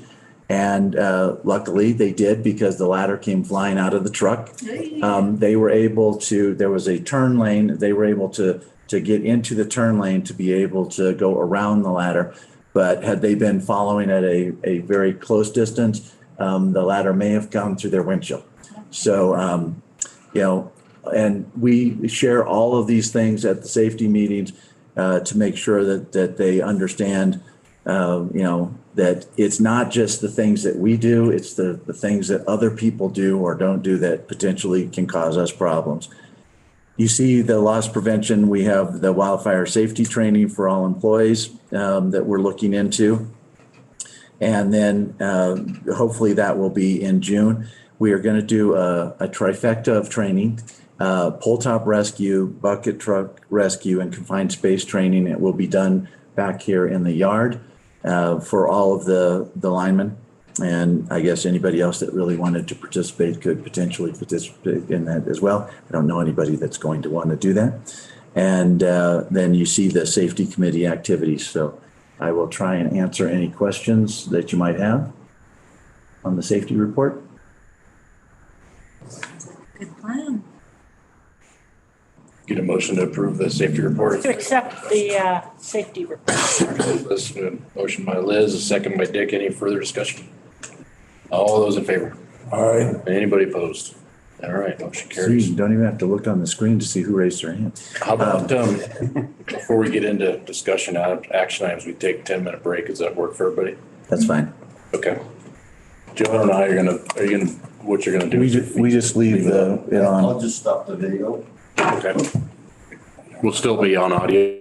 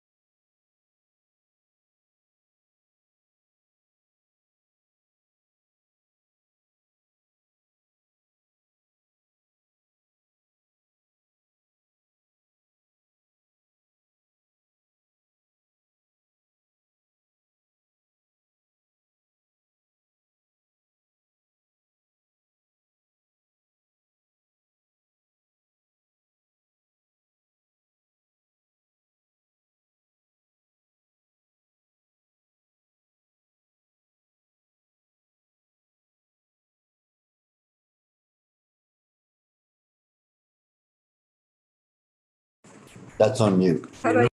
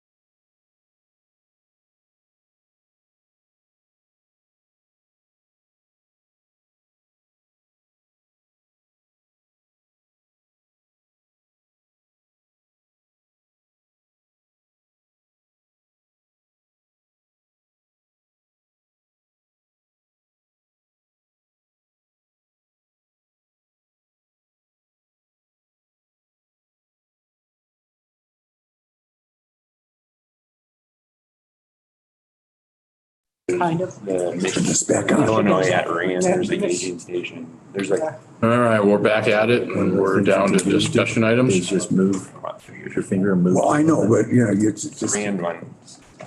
So we are on to number 6, discussion items. Yes, sir. Okay, Number 6 or 7. first one is policy E3, the harassment based on a person's sex. Both of these are just up in the rotation for review. In your board package, you have the policy, and at least on mine, there is an addition to it that is in blue. And if there are any questions, we will go ahead and attempt to answer those. and Levi's reviewed this. Yes, Levi reviewed it. I believe, Levi, correct me if I'm wrong, this one was up last time, but we made it the change in blue to it, right? E3? I'm not sure it was up last time, but I did review it and I did make that change. Okay. Yeah, I don't remember seeing this one. Make a motion to approve. Thanks, Carl. Motion by Carl, second by Dick? Dick. Second. All those in favor?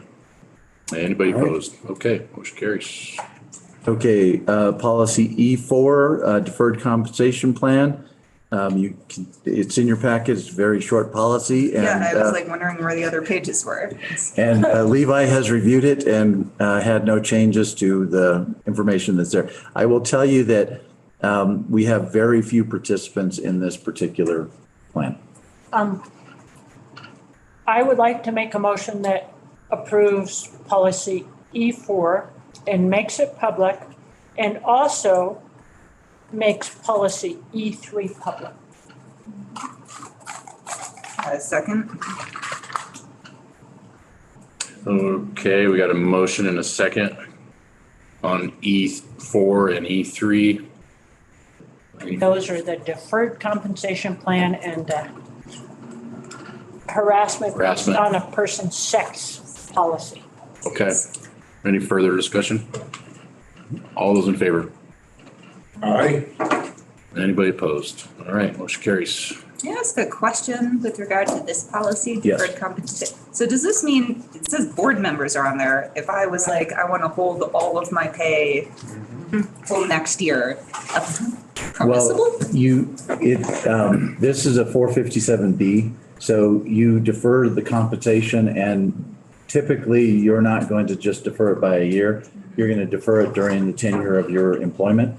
And then, but you can take it before that. But then once you leave employment, you have the option to either continue to have it set in it's similar to a 401k. Or you can take it as an annuity, you can take it as lump sum, or you can take it as payments over, say, a 3, 5, 10 year, whatever you choose to do. Okay. And so Stacy? Yeah. The deferred comp policy says board members, so are board members eligible to defer their compensation into the? You know, I don't know if we have it internally with W-2 employees, but since we pay our board members as subcontractors in 1099, I'll have to look into that. We've never had a board member participate. Sounds like the policy, Jessica, do you know, does it discuss different types of compensation? Don Campbell. Tom Campbell did it. Yeah. Okay. Okay. Tom like walked me through it when I. Yeah, I can find out more. Kristen, if you're interested, I can get you some more information. Justin, I can. Just curious, not actually planning to do that though. Yeah, because Okay. I believe currently we have 2 active employees that participate in the program.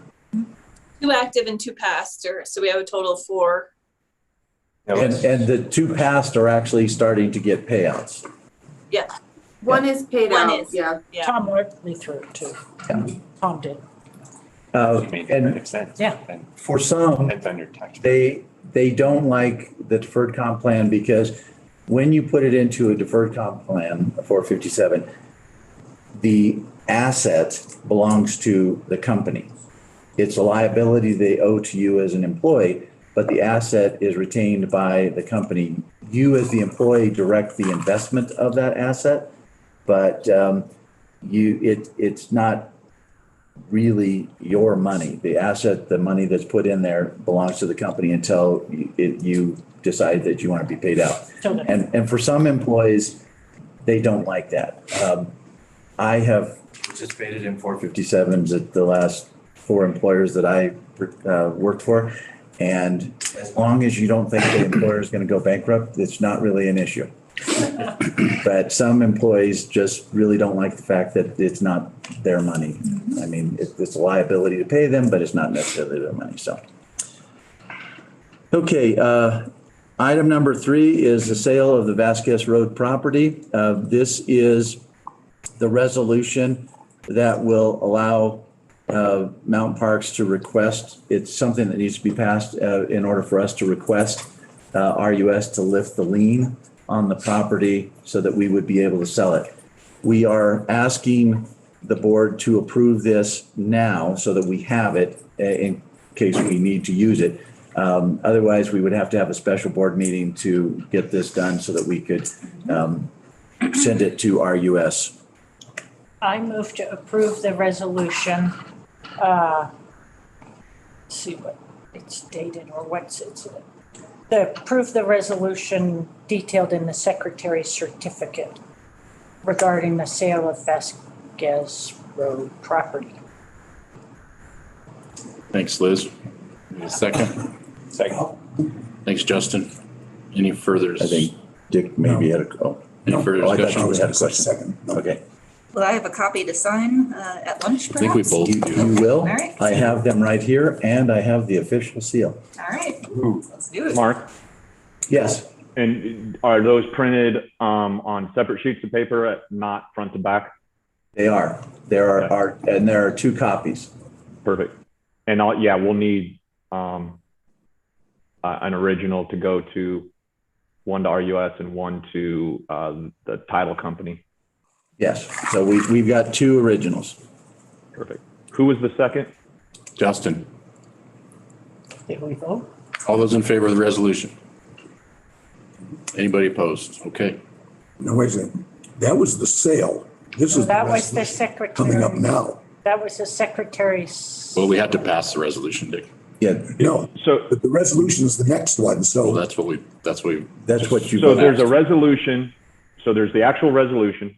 That's what you passed. It'll go in the board meeting minutes. The certificate is what a third party needs for us to give them, that is certifying that that resolution was passed by the board. okay. So there's 2 separate documents. It's one resolution. The resolution is contained within the certificate. So Liz's motion was fine. Okay. And then do you need a second? Nope, we're good on the Because Vasquez Road that's now. included in the certificate. Okay, good. Can't believe that sold so fast. Well, and Not sold yet. not yet. Passion's so high. Not until the money's in the bank. We are hopeful that we can potentially close by the end of this month or early July. Sounds like there's more interest though too. I know somebody asked me about it, like, what's wrong with that property? Like, nothing. Well, at this juncture, we have not received any other official offers. We have had inquiries and people that have spoken with the agent about the possibility, but we have not actually had an official offer made by anybody else yet. Wondering if that wing and who that is. If it's a Did person you that- look them up? hard. Right on to D. Okay, number 4, the approval of the medical renewal. We discussed this last month, the renewal, and went through the various options that we looked at. And Jessica, do you want to go over anything specifically about this, in which case we could do it in executive session, or? So there was the attachment to my board report with some additional details. That's 12, and then the 5th attachment So I guess if everyone had time to review it and didn't have any questions, I don't have anything to add. And again, what this will do, as we discussed last month, is that it will renew the medical plan through the end of 2021. It is a 9/6 renewal, which means that it covers the 6 months from July through the end of the year, but it goes back any claims that were incurred but not necessarily processed for the 3 previous months are included in this so that they are paid by the new carrier.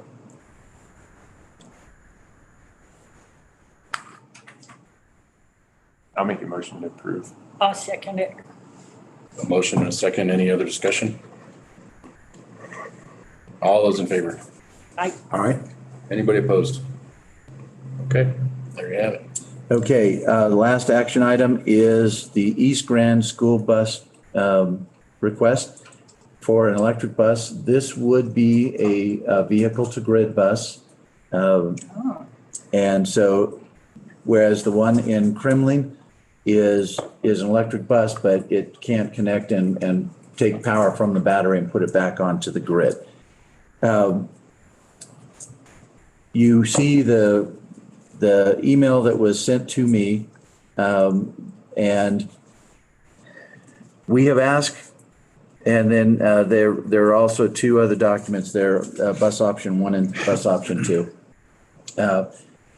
We have asked the school district for some additional information. One of the things that I wanted to make sure is that the school board was fully engaged in this and wanted to move forward with it. We have asked them if they have any funds that they would be willing to contribute to it. And we have not received those responses yet. The grant has to be put into the system by the end of July, which does allow us to wait to make a decision until the July board meeting. And we have shared that with the school board or the administrator. And Chris will actually be at the school board meeting on Tuesday to make a presentation to the school board. The other issue, I'm trying to remember all the questions that I asked him to ask them. Tri-State initially had said that they would give money to both of the original grants. We don't know that they are going to be willing to do so for this because we basically gave the money back the last time. However, we are talking with them about it because this is a vehicle to grid. And we are looking at seeing if maybe instead of, doing something related to the bus, that they would help with the DC fast charger. Because there is money available from the state for that separate from the bus grant, but the cost is going to exceed the $30,000 that's available for the state or from the state for the DC fast charger. And that's to charge up the bus. Yes. And to uncharge the bus. So they're looking basically for 175,000 as it stands now. As it stands now, that would be what their request would be. But as I said, we've gone back to them to say, is there any money in your budget? Are you looking to buy a new bus that you would be willing to kick in to this so that the number would be something less than 175? Okay. They haven't gotten back to They have not gotten back to us yet. Charger's 120 grand? Am I reading that right? I think the survey, that included some of La Plata's service costs, maybe to put it in. Yeah, I would say based on some of the other things that we have done with the chargers and with the bus in Kremlin, and this will probably be a little bit more extensive stuff. It's probably a minimum of $80,000, and they would potentially get 30 from the state. Is the bus price about the same as the Kremling bus? Take out the charger, or is this more? Because the bus is fairly comparable in price, and that's when we were looking at both grants together. East Grand would have gotten the vehicle to grid. West Grand would have gotten just the electric bus, and the reason why is that they were within the fleet type that they had, because they're two different manufacturers. This one, and Rob, check me on this, the manufacturer for the bus that we're looking at here, vehicle to grid, is the same manufacturer that was in, that made the bus in Kremling. It's just at that time, they didn't have one that was vehicle to grid. I believe that's correct. I could confirm that, but I believe that's right. I thought it was a Bluebird up there. Well, it is a Bluebird, but isn't this one Bluebird as well?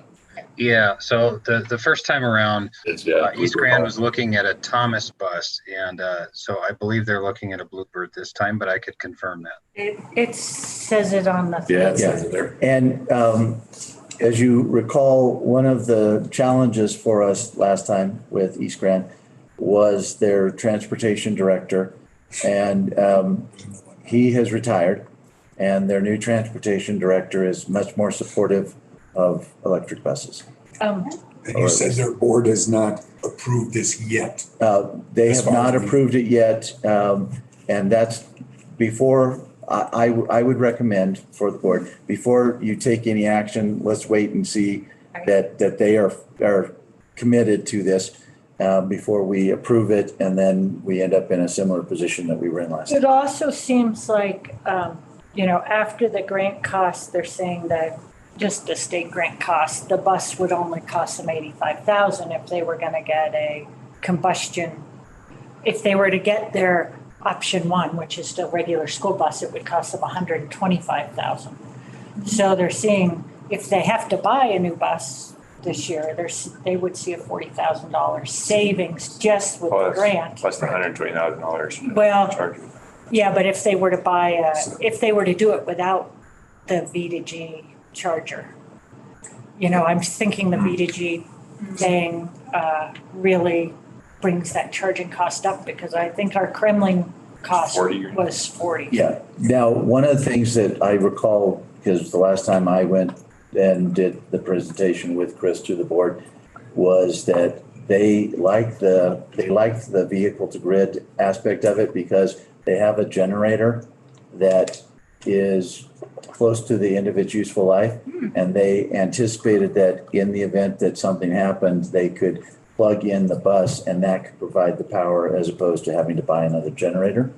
And the other thing that I would point out is that the grant for the bus, it was 110% of the difference between a diesel and an electric bus. It's now 117% of the difference between that. So the grant has gotten a little bit richer. Right. But it still doesn't cover the cost. And then one thing that I'm curious about, I listened to the webinar that Dwayne and Brian were on Tuesday.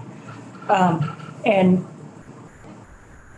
there was discussion about thinking about the bulk power system versus distributed energy resources. And Brian saying, really distributed energy resources are that scalpel that, changing the bulk energy system to renewables and, different fuel types is going to get you this far.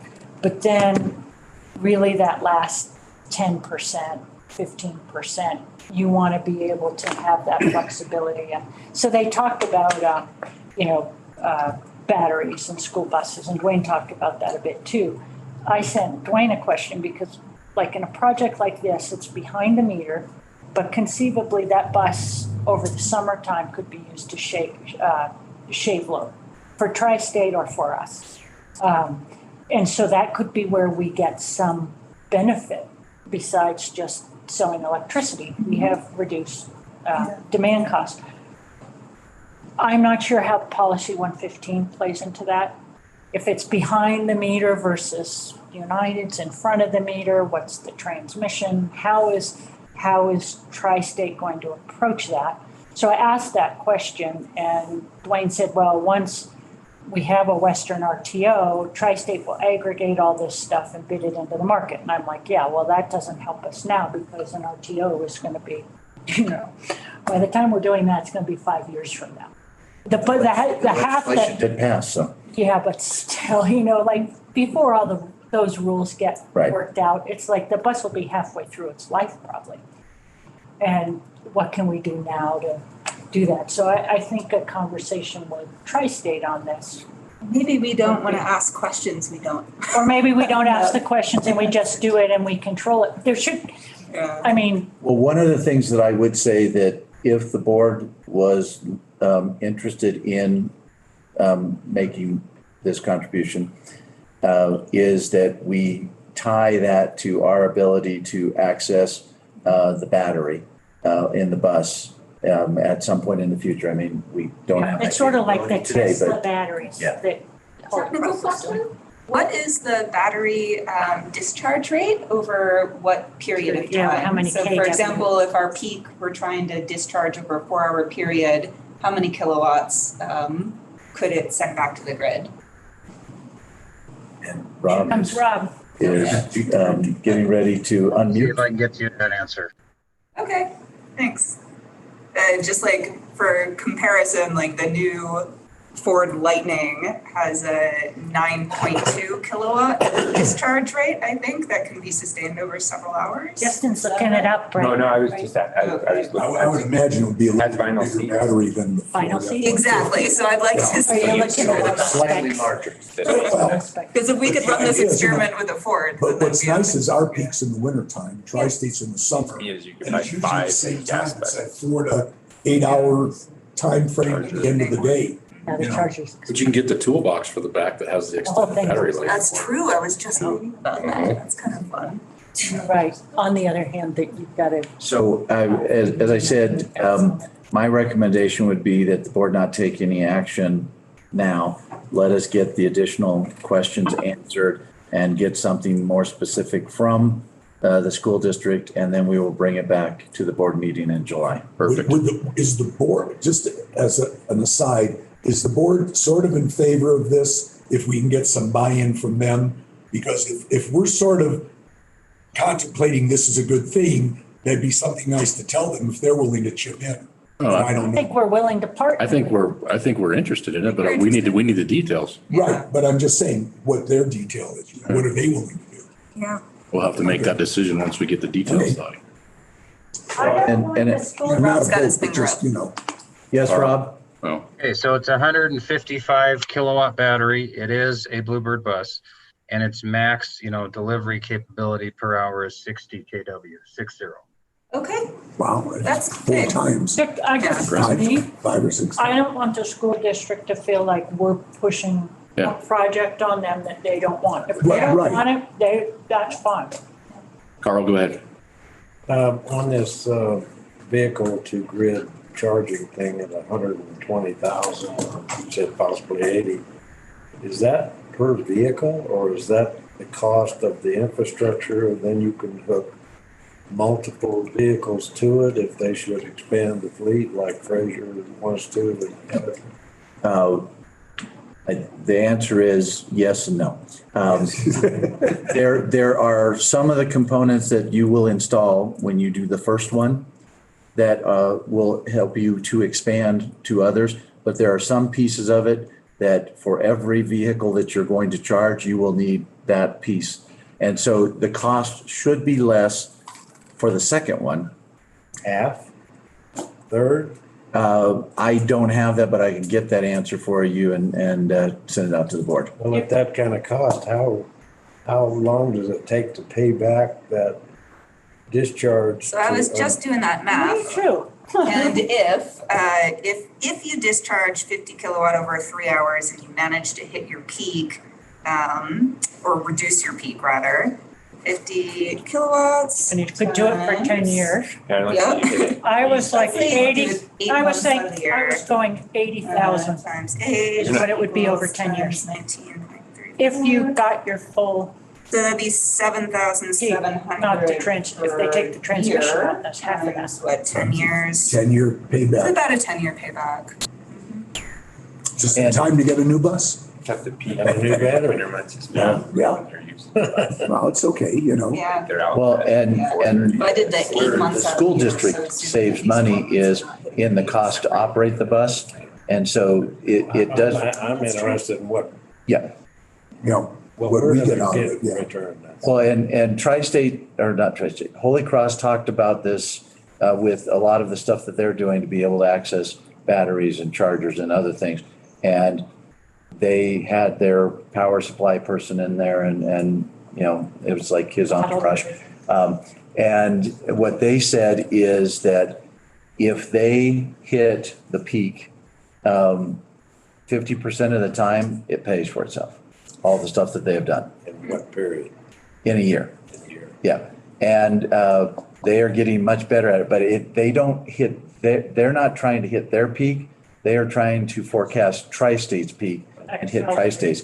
And they're getting very good at it. Initially, it was not quite as good. Holy Cross. Yes. So they're trying to hit Excel's peak. Yeah. Well, yeah. Probably don't care yeah. much about tri-state. Well, they may peak at similar times. Yeah. Or is just a battery better for us as an investment to, I mean, I don't know, I'm just, Yeah. Well, we should I'm all think about about helping it. the school, but Right. we might be able to spend, 3 times as big a battery for the same price and just hook it up here at the Something to think office about. and have complete control of it and try to. A battery wall in every office. One big battery out there. Yeah. Interesting times. Okay, so then, yes, Behind the meter. Scott is not here, but if you have questions on the engineering report, I will attempt to answer them. I had a question. And it might have been, well, it might go to Dawn's thing. I just had read, as the reliability team is meeting, Yes. NRECA just sent out a thing about best ideas and how co-ops like to share best ideas. And one of the little blurbs was about Poudre Valley and how they're using some off-the-shelf software to go through their NISC data to help them evaluate reliability on feeders. And it's just something that sorts it. It sounded like it was something that helped them streamline the understanding of performance of various circuits. So just throwing that out there. I don't know if we've talked to them or what it is they're doing and if that paragraph was right, but there's a contact in that, who to contact at PVREA about that. I can see if I can forward it. And I saw Don making a note, so. Okay, perfect. Any other questions? Carl? Scott mentioned Hendrix tree wire and spacer cable. Is that something new? And I assume it's to prevent fire. Is that correct or not? It would help to harden the system so that we did not, it lessened the likelihood that we would start a fire. Is this something new or why haven't we used it in the past? Is it expensive? What? Insulated cable, right? Is that what you're? I don't Don, know. I haven't do you heard wanna- Hendrix tree wire. They go. So the Hendrix tree wire we've used in the past, and some of it up in Estes Park. I know that there's several spans of that. The history of that was it wasn't as reliable as it is now. There's more stats on it now. Some of the cable that was actually manufactured, they had burned it into the conductor too much, so the crews had so much trouble working with it, and the maintenance of it was very difficult. But they've made some really good advances on it, and I've actually used some of the spacer cable, and that'll be part of our system hardening and identifying these places where we need it.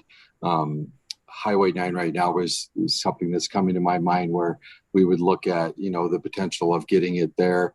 It's places where you don't need to cut into it as much, like there wouldn't be as many single transformers, things of that nature. It would be like express feeders that you would be looking at this application. Another question, I'm not sure, you're probably the one to answer it, but would that lessen our liability as far as insurance goes and a premium payment for fire risk or whatnot by doing this or not? I think that, one, we have limited insurance related to fire. I understand that. But anything that you do that puts you in a position that you can say, you know, we did everything that we can, will lessen your liability. It should help with your insurance premium. It does not mean that you won't be held liable and you pay the same amount if somebody sues you, because even your best efforts, there's a trial lawyer out there somewhere that will tell you that they weren't good enough. Levi, did you have something? I see you bouncing around there. Getting close to the edge. Just wanted to have the trigger finger ready, the mute button off if I had to jump in and say anything. Stop. I have nothing to add at this point. And if I did, it would be an I thought he executive did it session. because he was waiting until I said trial lawyer. Does the insurance companies recognize this as a benefit for them to give more insurance or cover more, or not? Because there's not a lot of insurance out there related to fires, and so like damage that we would cause other than the umbrella. What I've seen with other types of risks where you as a company have the ability to help mitigate that, if you take those steps, they will provide you with a lower premium.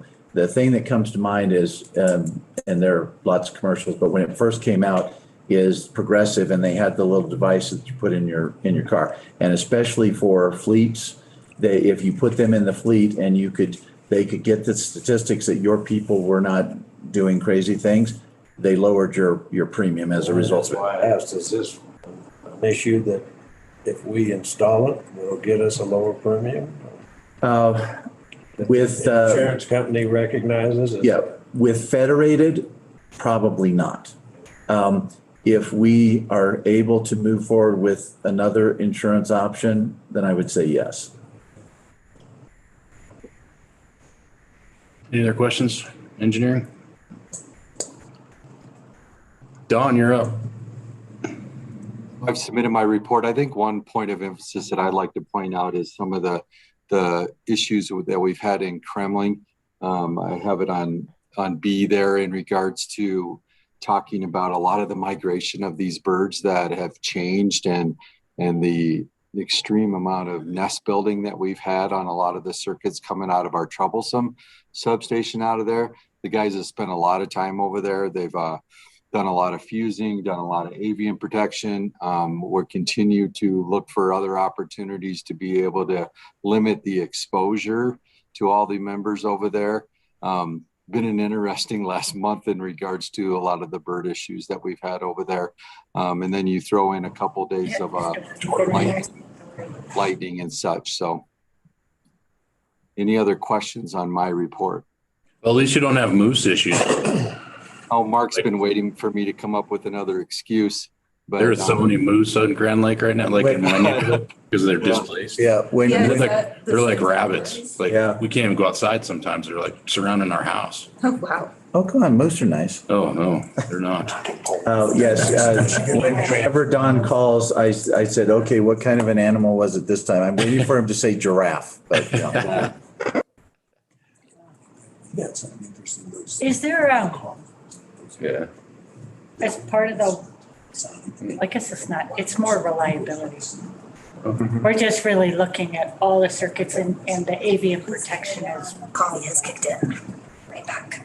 Yeah, I think that, it is something with avian protection that you would look at in your system, all the time. But we are seeing extreme issues with it in Kremling because of the fire. Yeah. And so over time, they will probably dissipate, but I don't think it's just this year that we're going to see those problems. Yeah, it takes more than a year for those trees to grow back. If a little more. Hopefully, or I guess we've stopped building the nesting or the holes with them. I don't think so.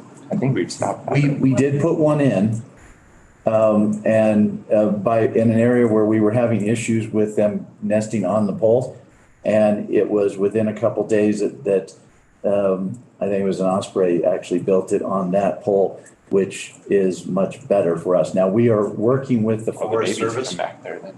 to try and see if they will put some money into doing some of that, because there's only so much you can do to try and keep the birds off. In Anchorage, at the credit union, we had this huge parking lot, and the birds would set on top of the parking lot lights, and they caused all kinds of problems.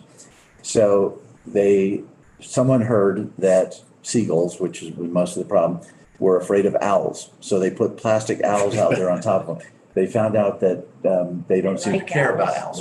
Plastic owls. So then they are the put problem. these little plastic spikes on top of it so that, it would keep them off. And what we found out was they're really good at standing in between the spikes. And so there's not a whole lot that you can do to keep birds from being birds. There are more, I know the Forest Service, someone just put up a bunch because Todd was the contractor. Yes. They put up like.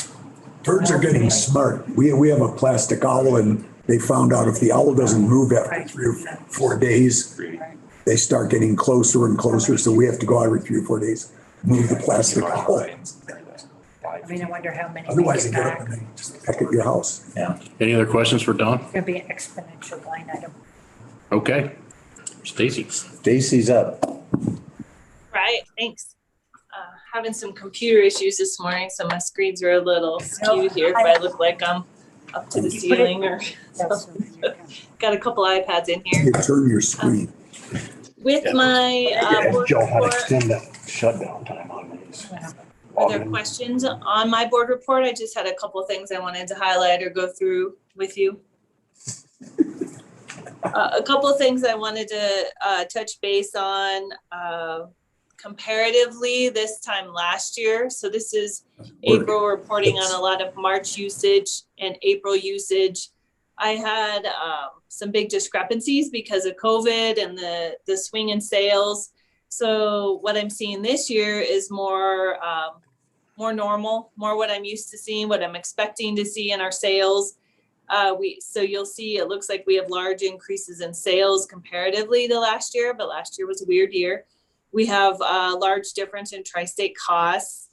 Again, because of the fire, there's some new unexpected expenses that I'm not seeing this year. So that means expenses are less because most of our linemen and salaries, instead of spending time on maintenance and just overhead items when they're looking at doing line patrol and different maintenance things, they're working on work orders related to the fire.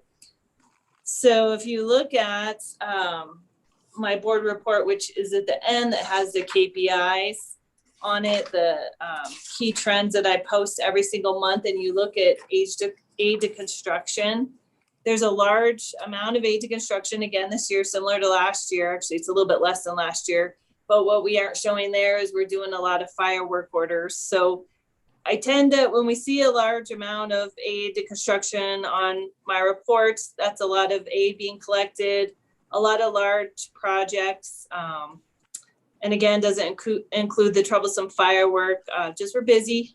All the departments are busy, work order count and inventory, CSRs. There's a lot of people moving into the system, moving out, see an increase in service orders. So it's been really nice since Monday to have the doors open and have face-to-face meetings with our members. We were curious the first day if the members would know that we're open, and we had a large amount of members visit us, and we have all week. So that's nice, as busy as we are, to talk to a lot of these people in person. So the lobby opened Monday. Warehouse is very busy. We have subcontractors out there that we're using right now, quite a few of them, just trying to stay ahead of the long lead times on some of the transformers, and a lot of people in and out of the warehouse. So any questions for me? I've got some. Sure. Oh, no. Well, hold on a minute. Sorry. Go ahead, Kristen. Well, Liz is looking that up. Stacy, one thing that you were noting was kind of the discrepancies between the COVID numbers when doing the last year comparison. Would it be possible to do, instead of the comparison to last year, the comparison to the average of the last 5 years, so we can kind of cancel out some of that noise. Yeah, definitely. I mean, I have those numbers, and I actually am using 2019 as my base case when I'm looking at some projection I'm doing. So you'd like, instead of a year-to-year comparison, so Kristen, what would you like to see specifically? Just a suggestion would be to do an average of the last 5 years, kind of similar to some of the other things that you do that look at the last 5 years, because that will cancel out COVID and then maybe fluctuations in weather, and give us a better sense of where the trends are maybe going. Just a thought. It will. It will. Going back 5 years, I think I usually use 4 before I last increase, and then look at, yeah, okay. So I'll do average sales, average costs.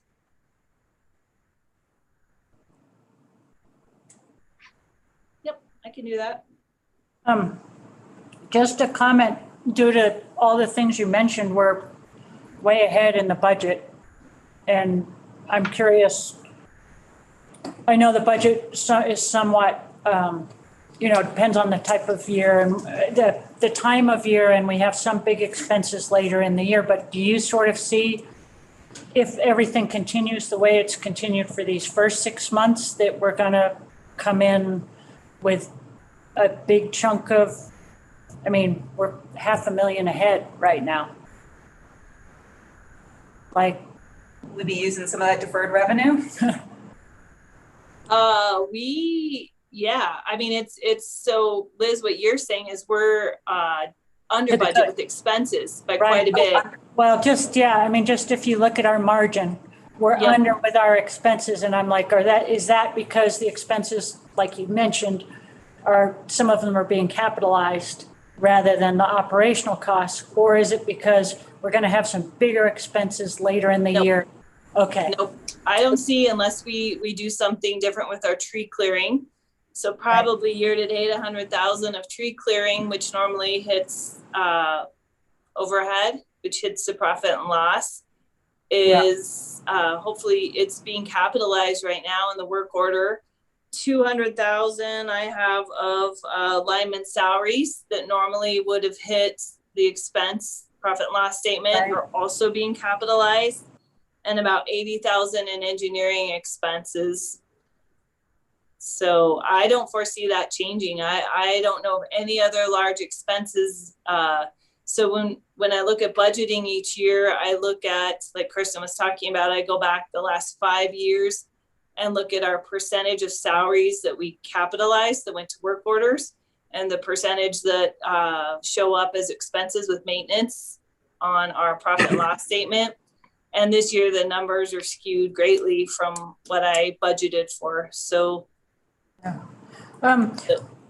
thanks. My other question is, refresh my memory on our balance sheet, what line 21, which is the other accounts receivable, it's 4.6 million, what that actually is. Jump change. I'm like, what is that? I should know what that is.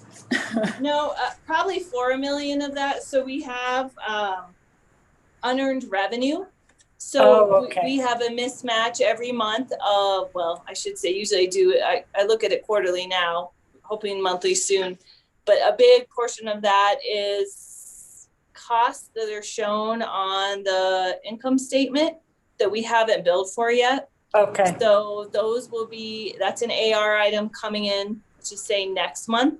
So I haven't billed for yet. So I do an adjustment for that, and it's unbilled revenue. Okay, maybe I'll actually note that so I don't keep asking the same question. Nope, that's okay. And then on the Mountain Park Services profit and loss detail under 440, like the Fraser Solar Field build usage, and below that the Walden one, it shows December, January, February, and then a deposit. I was curious what the deposit number is. Well, curious about all of that build usage is actually what Tri-State's paying us. Am I reading that right? Or is that what they're billing us for? Sorry. Nope, it's okay. So you're on page 1? Yeah. No, you're on the profit and loss page. Yeah, profit and Page loss. 1 of the profit and loss. And it's category 440. Oh, yep. So that is billed usage from Mountain Park Services to Mountain Parks Electric based on our PPA. Okay. Yeah. Not from Tri-State. Okay. Okay. We have a separate PPA, separate schedule every month on usage. Okay. So that's billed. So that is the build. That's shown as revenue coming from Mountain Parks Electric. Correct. Services. Okay. Correct. Okay. And all right. And so then in the where Mountain Parks gets reimbursed from Tri-State, that's on our profit. That's on the Form C. Where does that revenue come in? So we pay Tri-State for that, and then on the Tri-State bill, they give us a credit based on our 115. It's similar to a PPA, monthly credit from Tri-State. So that shows up on Mountain Parks Electric books, and that shows up under the cost of power. I keep track of those separate. Right. You just see a summary of it. But if you were to look at the Form 7, cost of power, that's where that shows up as a cost and then the credit. Okay. All right. So I give you quarterly or have given you quarterly updates on the solar projects. And I use the Mountain Parks Electric, Mountain Parks Services, and try to do kind of a net what's happening with it all. So that's right. Okay. My last question is on the educational fund. You had mentioned the 284,000 in your summary that the e-sheet, I think you called it. In the summary. Cash projections? Yeah, let's see, somewhere. At the very beginning. At the very beginning. I was just curious, is that 284 in that it's not in the educational trust, educational fund balance right now? Are you talking about the annual transfer of capital credits into the educational fund?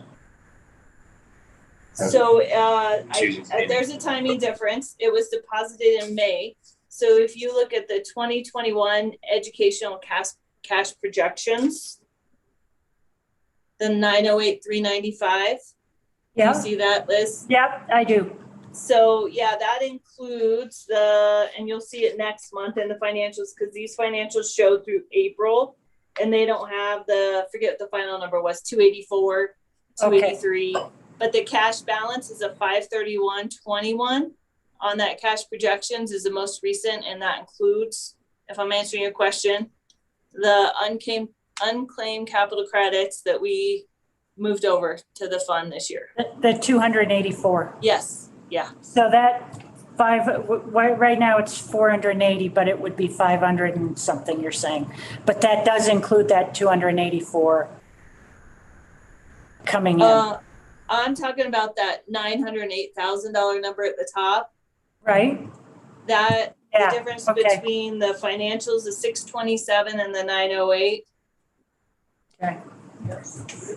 Has that 283, 284 in it. It might be 270. Forget what the final is, but. So there'd still be close to $500,000 even if we were to approve some funding for the East Grand bus. Yep.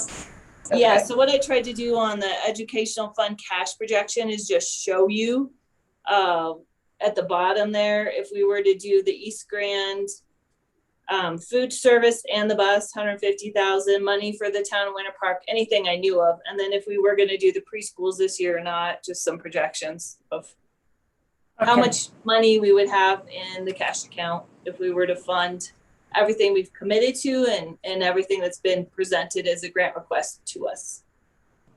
Okay, thank you. Stacy, when you were talking about the difference in where the money, the expenses are going, they're being capitalized this year more so than in previous years. My question is, when we go to budget, would it be helpful if you gave us the cash flow analysis versus just the profit and loss, so that we can see? so it's not a cash flow issue because I have the same amount of cash flow going in and out. So it wouldn't show up on the cash flow, but it can give you a labor It'll show the distribution report. difference. It'll show you're either getting cash is going, your profit's going into your cash flow. In this case, you have your asset value changing. So what it would do is, even though it doesn't change your total picture, the difference is where the money is coming from and going to. I hear what you're saying, but it's all operating cash. So my cash flow you have operating, investing, and financing on the cash flow statement. Operating money in and out is very similar for the cash flow. In the future, it could show additional assets once the work orders are closed going. But this year, we don't close those work orders yet, Dick. So it's a timing issue. But it can show you labor distribution reports, which is what I look at all the time. Like last year, how is our labor being distributed? So I look at, when I'm projecting, I look at the last 10 years and take an average, because some years were up, some years were down. This year, we just have more going to capital assets than we do to the expense. So I could show you labor distribution reports if you're interested in that. As long as we're looking at all that, I'm happy. It's okay. I was just making sure, when you're saying we're showing a greater profit. But yes, as far as where the money's coming and going and whether it would affect rates or anything like that, it really doesn't. Or it really shouldn't, because you have to generate that same amount of dollars regardless of where it's going. In other words, if you come to me and say, oh my goodness, we got $1 million extra this year in our bottom line of our P&L, but total cash wise, it's not much different. So it would not have any effect on what we would do with our rates. So normally when people look at, should we raise or lower our rates, it's based upon whether you have margins or not. And really, you have to look at the whole picture in order to not be fooled by the allocation of where those dollars are going. Yeah, I mean, I do focus a lot on rates, looking at margins. So I always want to make sure with our banks, with future lending, that we look at the margins, and margins vary greatly. And a lot of what we have control over, and our biggest expense that we can control internally, are the costs of our employees and benefits and tree removal. So that's a large part of our budget that we control. And a large part of that budget going to expense or going to capitalization has a huge impact on the profit and loss statement and a huge impact on the margins we show. And thus I would expect rate decisions to be based on that. But if you have the same amount of money coming in, yep, and the same amount going out, regardless of where you're categorizing it, then your rates should probably not be adjusted. If you just look at the P&L, then you would say, oh my goodness, we have much larger margins. Maybe we ought to adjust our rate. And I just want to make sure, I know you're aware of it, but the understanding is the same amount is coming in, the same amount is going out, but it's in different buckets. And you can't just be fooled by saying, oh my God, we have an extra $1.5 million. Maybe we should adjust our rates. You don't really have that money. It's just being capitalized. We do have that money. Well, but Dick, I think you're right in from a cash perspective, you have the same money coming in and the same money going out. But from a profit and loss perspective, if you capitalize it, then the expense is spread over 10, 15, 20 years versus all in 1 year. Right, but the idea is you still need the same amount of money coming in, whether you capitalize it or not. So if you would adjust your rates down because you showed a much greater margin, next year you're still going to need that money because a lot of it's going to be capitalized. So I'm just saying you have to look at the whole picture. Well, I would argue that the next year you might not, I mean, this is an unusual year for us due to the fire. And so next year, we may not be capitalizing as much. We may only be capitalizing, 20%. And if you didn't take that issue into account, what we project next year's capitalization versus the Right. expense looks like, you could be fooled into That making was a my bad point. decision. Right, and that was my point, is as long as we're looking at the whole picture, we don't get fooled by the fact that this year the margins are up because we're capitalizing. Right. That was my point. But the problem to me is because we're capitalizing, we have a large margin that then we're gonna have to 15 years from now, pay back by having a large margin, which 15 years from now, we have to pay back. So that's the. That's to me, the other like part, that's the other ongoing side of it, right? challenge. Yeah, But you Dick, you guys bring have up a some ideas. Dick brings up a good point. I mean, when you review the budget, when I put the budget together, part of it is looking at capitalization, not based in a vacuum of 1 year. I look at the 10 prior years. I actually have a budgeting program that helps me do that from CFC. Project it forward for 10 years, looking at growth and trying to project how many more members we'll have on our system, how much more future projection of employees we'll have. So looking at past 10 years, projecting it forward. So I'll look at that. I look at cash flow, if you remember, as part of the budget. We look at labor distribution, what percentage over the past 10 years has been capitalized as an average, projecting that forward. So all good questions and good discussion, and really important the board understands, how the financial fluctuations affect the margin and how financial fluctuations each year is different, and using history like Kristen brought up. I use history all the time, use averages, weather patterns affect it, year to year it's different. Thank Is you. everybody? Thank you, Stacy. Yeah, thanks. Stacy, I know it's not in the board packet, but the example that we did with the 3 options related to. Oh, it is in the board packet at the bottom. And it's under new service. It's under the new service all the way at the end. It's in call to order. It's in call outside of the. At the very original board executive packet. session. Oh, Yes. okay. Yeah, I would not have thought it as new service. So, okay, never mind. This was sort of prelude to that. Yeah. You're gonna have a lot of extra money. Any other questions for Stacy?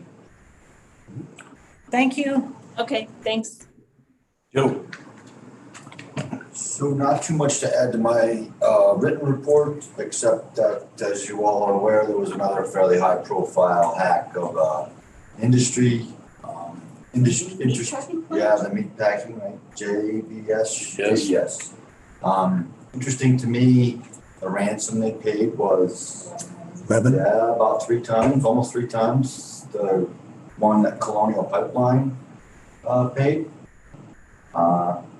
The scuttle I hear on the internet or read on the internet is that the hackers are just more emboldened with their demands. Did this come through the US or did this come through their home country, Brazil? And I don't think they've. I've been told that there were several attack vectors, as Rob's been hoping I would say in this report, because he loves that. But I've been told that they attacked several places simultaneously or fairly simultaneously.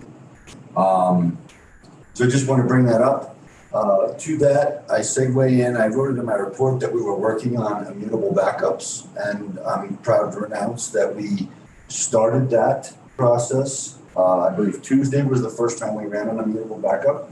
We'll be testing those pretty thoroughly in the future, but they are up and running. We're going to be doing them daily first and then increasing the frequency in the future. The other thing I'll just attend is that we put a conference system in. It's still a work in progress. We thought we could just use some wire mold to cover up some of the wiring, but the proprietary connectors and some of the cables don't fit in the wire mold that we bought. But so we'll be cleaning that up a little bit, but I think the rest of the staff, I asked them and they all seem to like the quality of the video and all that. The other problem we had was we wanted to move the camera over a little further, but it picks up quite a bit of light from the projector. Fine if you use the TV, but it becomes quite washed out in the background if you move it closer. I think there's also some plans to remodel this room, and when that happens, we may improve on things more. Quite an upgrade though. Yeah, This makes it seems it- nice. It really does. I mean, I haven't been in here End is for a really- long time, but it seems, can actually see something. Most of us have not been in. It's easy to see, You can- especially from back here. It's amazing what happens when you're not here. Just us seeing the We're wires. busy. Yes. I did have a question. I saw some reports that there was no two-factor authentication on the Colonial pipeline hack. So that kind of led me to question, are our critical systems protected by two-factor authentication? Not yet. Okay. It was just brought up in the minute. It's on my goals for this year. It was actually on my goals for last year. But several things postponed that, most of which were consultants and manpower. Most of them were reallocated to help with remote access problems that other companies were having. I just brought it up in our managers meeting on Monday. My target is August for two-factor. One question that I had, due to having a friend who actually worked for another company we have not mentioned, who also fell prey to a ransomware attack, so they're not disclosing it. The notification to the employees as that initial realization happens, do we have a plan on how people will communicate in the event that all of our devices have to get unplugged? Joe, isn't there our plan from 2018? Wasn't that a new Colorado law that we had to create that? Yes.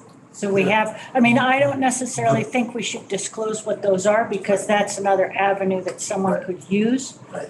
But having that is really important. And I'll add that with some of the new pieces that we've put in place recently, it really gives us some additional avenues of communication that are not our systems, so to speak. Right.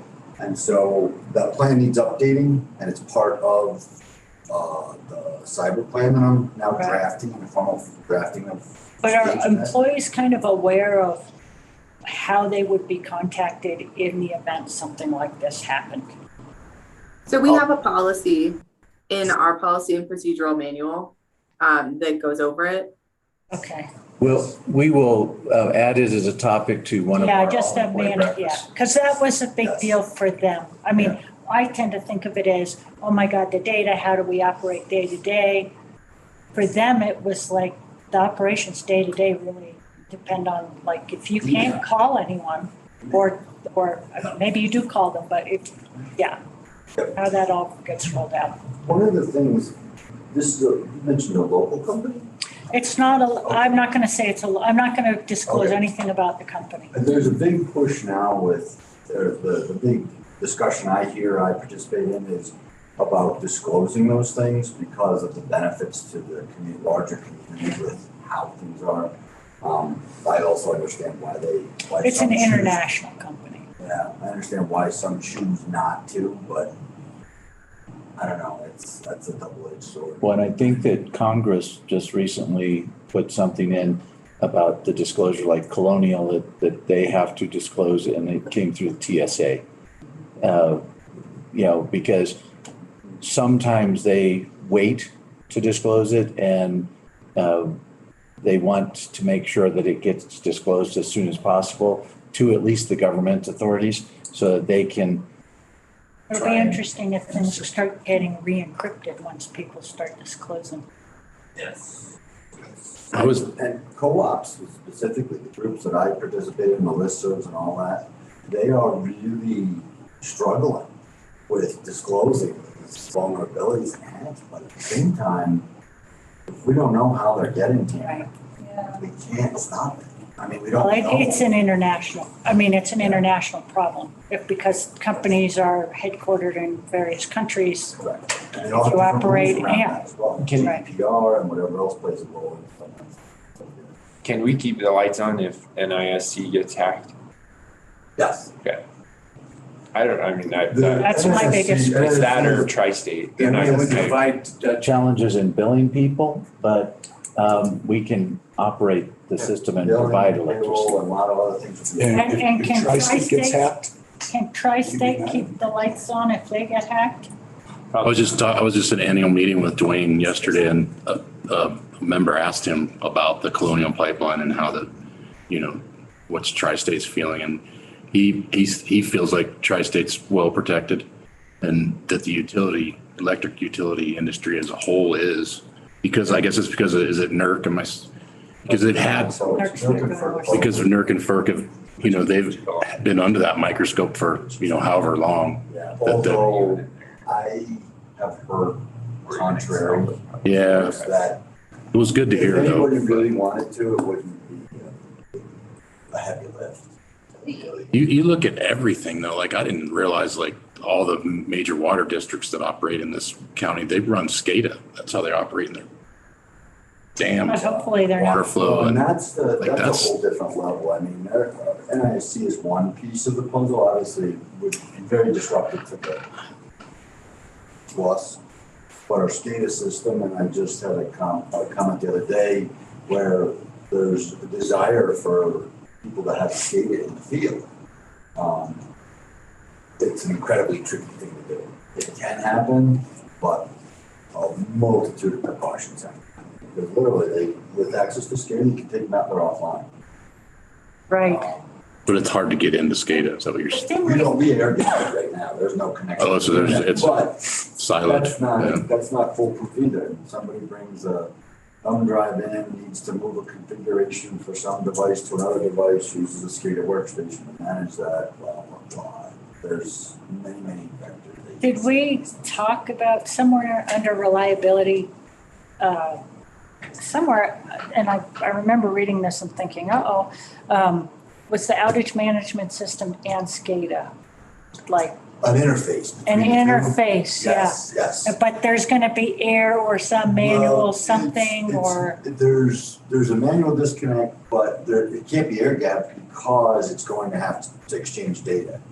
That, currently it is a one-way only. Like SCADA does not take data in from any other system. It only provides the data. okay, And at this point, it only is going to provide breaker statuses, or I guess certain device statuses, as well as certain metering data. And that's different interface. That's going to be our MDM, and that's going to allow us to do different kind of audits of our AMI system to other non-AMI style meters. okay, Looking for things like line loss. okay, so there's no risk.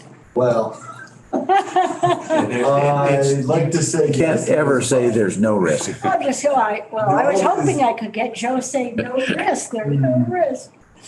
But okay, but you're very aware of Our it. Yes. training this month was related to cybersecurity, and it actually was kind of interesting because there was an individual who was a former hacker that now works for companies that try and protect people from being hacked. And he showed how easy it is, if you do the wrong thing, for people to get access to all of your passwords from the keychain. And then it was actually pretty interesting training. Well, we actually are scheduling for an internal penetration test here. Now that essentially the last significant pieces of NISC have been implemented, I feel it's a good time to do that because they'll have the full landscape to test against. I've talked to some other IT people and other co-ops, and most of them say be prepared for that guy to get into your system inside of 30 minutes. What? Inside of 30 minutes. And It's that there's just so many, even things like when you change a password, if I log into a server and I change that meant password on that server, I have to now clear the cache on my computer because it cached that password. And if they access mine, then there's many open source tools, Mimikatz and a whole bunch of others that can interrogate my computer for that password. 30 minutes is what, and actually I guess that's, actually one of our neighboring co-ops just had a test run, not just, maybe 6 months, 8 months ago, and they said it was inside of Is Tri-State doing these tests? They do, yeah. NERC and FERC have said they have requirements periodically to do that. Now, Yeah, they do those tests. Dwayne's on some national, he mentioned it, some national committee for this, but I couldn't remember what it was. I can't remember either. Yeah. No acronyms. Yeah. Biggest problem you have is if somebody offered you $1 million for access to your computer, that blows all your security. Wow. You know, somebody turns to any employee and says, hey, here's $100,000, give me access. Well, I'm not if just they saying, don't have you the know, administrator passport. I mean, if That's- everything is. That's the whole separation. That's Right. the concept of least privilege, least permission, which is a heavy lift now because of so many different things you have to go through. And I think that some of the staff gets frustrated with us when we, I need this, I need that, I need this, and we're constantly adjusting those, but it has to happen that way until somebody comes up with a better system that doesn't include passwords. Right. You have everything in place, and all it takes is one person. Well, yeah, I mean, that's one of well, they talk about just having, drones come in. That is an employee. You hire someone who's a bad actor, what can they get into? It's yes, it's certainly something that More than you have. That's a small organization. okay. Everything. Thank you. Thanks, Joe. Jessica, Encouraging. That's you there? Yep, Jessica's in the. I'm here. So we're gonna go through the presentation in executive session, and we can talk about some of those employee housing issues. Just wanted to point out that, it's called monthly stats on the board packet, but it's actually year over year annual for Granby, Grand Lake, and Winter Park. An employee has signed up for this server and happened to send me these last month, so I thought I would include them. There's a lot of different ways to measure housing costs, and so it can be a little difficult to pinpoint, depends how you look at it. But all indications that we're seeing are that the market up here is just exponentially increasing at this point. And because building costs are so expensive, some people are not building at this point. So we expect this problem to continue for the short term. Other than that, we'll go over that in more detail in executive session. I did not have anything to add to my report. Did anyone have any questions?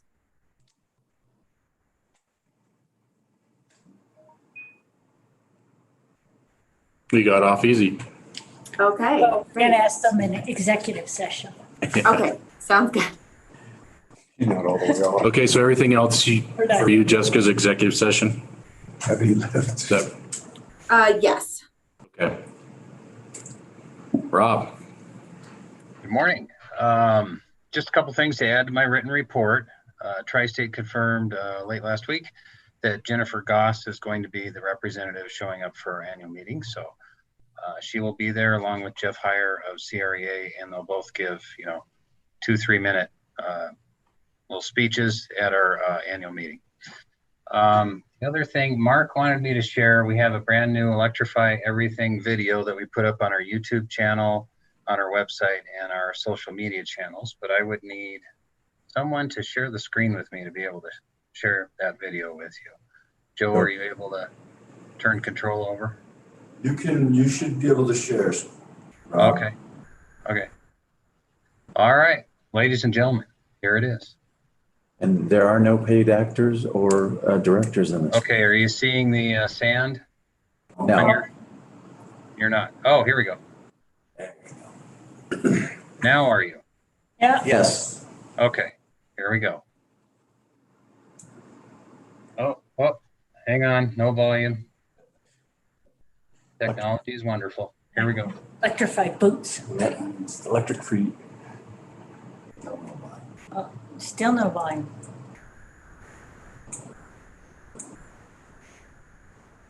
We aren't hearing the volume, Rob. We're seeing it, but don't hear it. Not nearly as good without it either. Okay, I don't know why that is. Opportunity to work out the kinks now. Oh, it works if you go online. Okay. Any idea, Joe, why that wouldn't be working? I think the audio is being controlled by the microphone on your computer. But I don't know how you could switch that. Are you, okay, well, I don't want to take up a lot of time here, but are you That's able good. to pull up our Well, YouTube channel? now that everybody's seen the feet, they'll be excited to go out and see the rest of the The audio's been hacked. Well, yeah. We gotta pay the ransom if you want to hear. Okay, well, anyway, I'll stop the share. Sorry about that. Okay, so we finished the new Electrify Everything commercial. There you go. I don't have anything to add to my written report, but I think we're ready for the annual meeting. I have done test after test after test, and everything's looking really good. So hopefully it goes just as smoothly on Saturday morning, and we hope to see you all there. So I will take any questions you might have about the director election annual meeting or anything going on in my department. What time would you like us there this Saturday? Well, breakfast is at 8. The meeting's at 9:15. And I think if you were there anytime between 8 and say 9, that would probably be good. People will be in their cars. So probably not a lot of mingling going on. So I would say any time in that time frame. So Rob, you're gonna take food to the cars? No. Yeah, I can, let me describe that. So I don't know how many of you, I'm sure Mark Volt is, but I don't know how many of the rest of you are familiar with the Kremling Fairgrounds. But there's the entrance, and right as you come in the entrance, we're splitting the road using safety cone tapes. We're basically making 2 lanes that are going one way. And on either side of this entrance road, we have 3 stations set up. At the first station, we're handing everybody in the car a burrito and a napkin. At the second station, we're giving them either juice or water. And at the third station, we're giving them the registration gift bags, which I have a sample if you want to see it. And then right after they get that gift bag, 1 per car, they are directed where to park. We have a parking crew of 7 that are parking the cars one at a time. As the cars are parked, our CSRs then are going to approach the vehicles with their iPad and register members in their cars. And then they will also direct them what radio station to tune into to hear the meeting. And so then, of course, we already have the list of who is voted by mail, not how they voted, just who voted by mail. And if they are in District 4 and they have not voted by mail, we will give them an on-site ballot and they'll be able to vote. And, from the time they park their car until 9:25, the meeting starts at 9:15, but we wait 10 minutes to close registration. So that's 9:25. They'll have between 8 and 9:25 to cast their ballots. And what they're going to do then is on the fairgrounds in that parking lot, there's 2 ticket booths, and the SBS representative who's overseeing the counting of the ballots will be in the ticket booth receiving these ballots. And then the election supervisory committee is going to watch this process with Levi. They're going to walk it back to the CSU Extension Hall building, which is basically one of the closest buildings next to that parking lot, where he counts the votes and our committee oversees it. He tabulates the final vote, gives an official count to Levi, who will, at the end of the meeting, report the election results. So I think the other thing I should tell you is our speakers, because this annual meeting, part of it will be live with a microphone. Part of it is pre-recorded. It's a mix. Those parts that are live are primarily Mark and Don Finn is saying the prayer. And then we've got, Jennifer Goss and Jeff Heyer speaking. They'll be doing the live stuff. But we'll be speaking from the bed of our old red line truck. And so that's where we have some stairs. He's going to walk up there. He's going to speak from that point. We have a bucket truck. We're parking right next to it. We're going to raise the bucket and have an American flag there. There is an American flag on site as well. And if that wasn't enough, we have somebody from the Kremling Fair royalty going to dress up in cowboy gear and carry a flag around during the pledge and the national anthem and weave back and forth between the cars. So that's the plan for the meeting. So Go ahead. Rob, do you want the directors to do the same thing, or what do you want us to do? Like just roll up in our car? Yes, I think so. Between the cars. Mark, I don't know if you were planning on having them each walk up to the bed of the pickup. What, did you have any thoughts on that?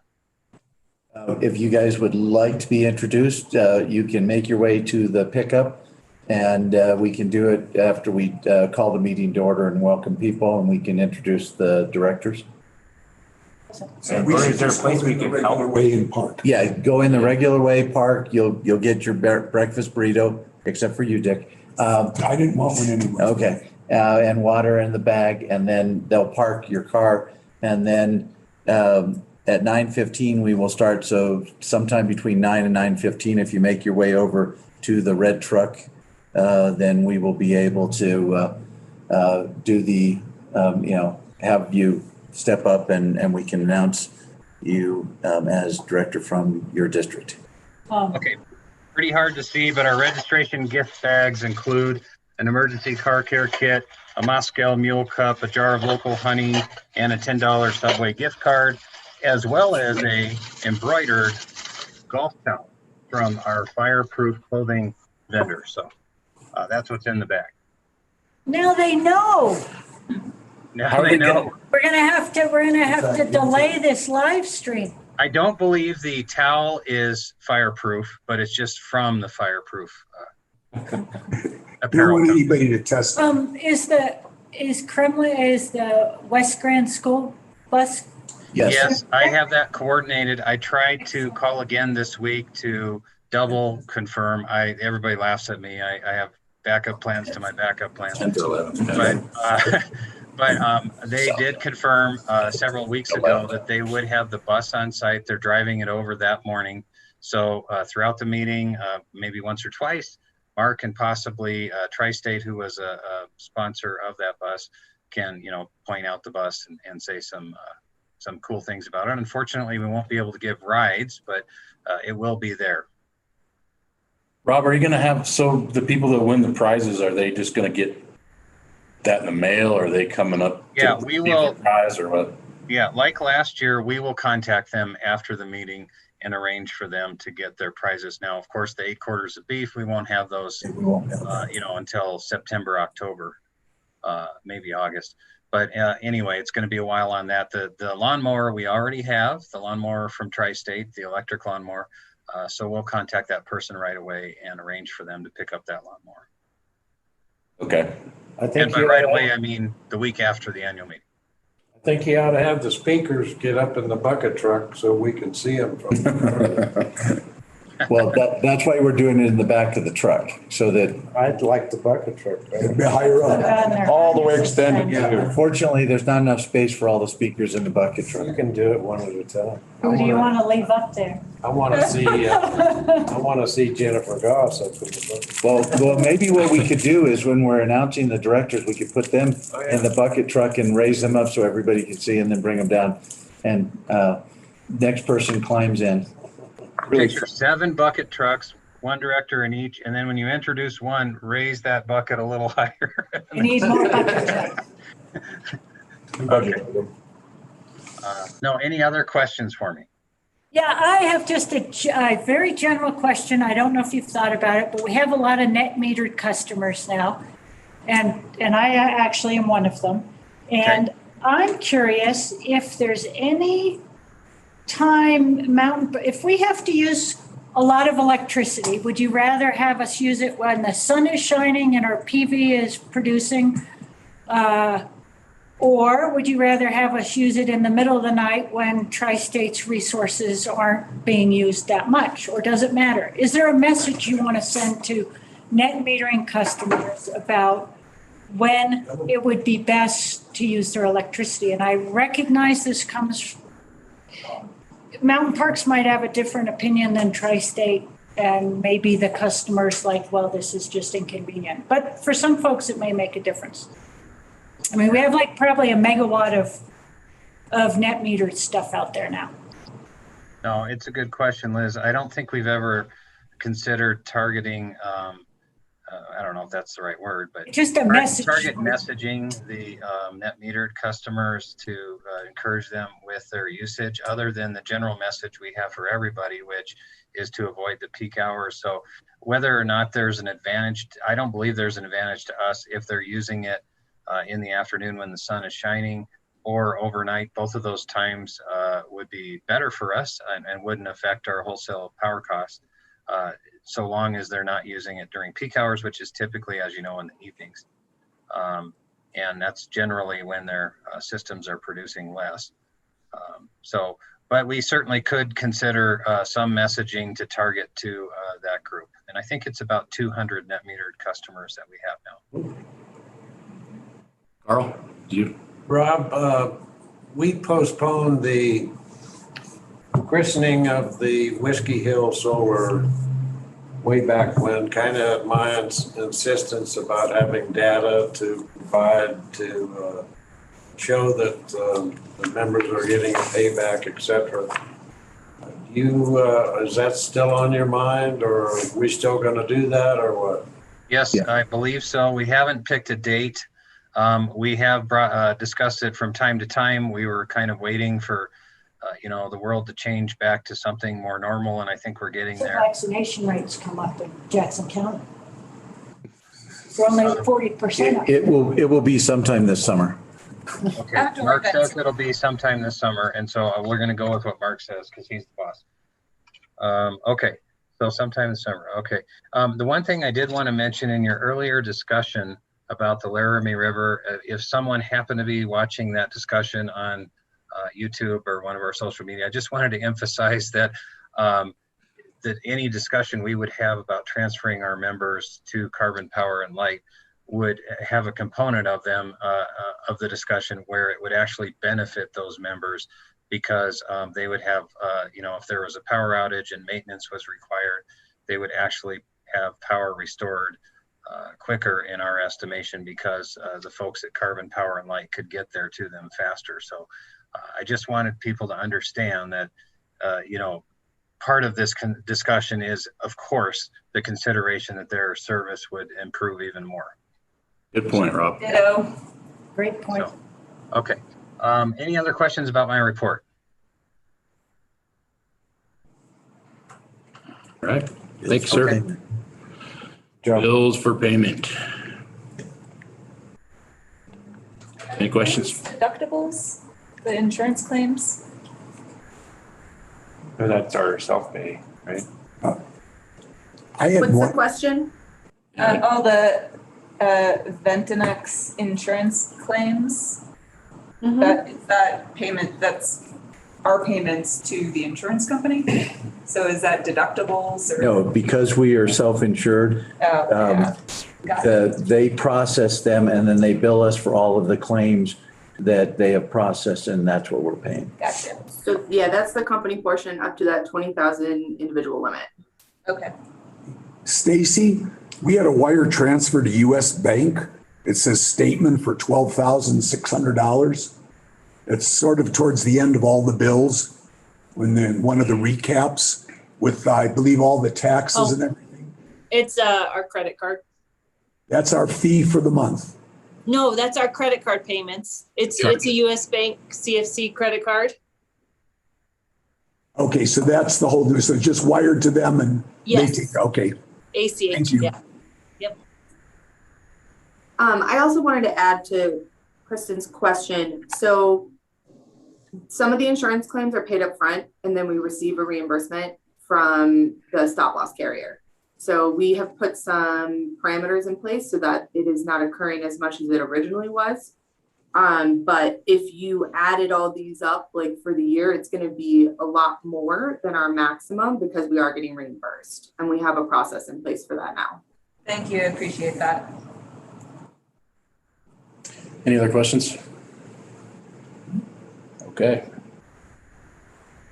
Board open forum, associated reports. Carl, you got a tri-state? I do.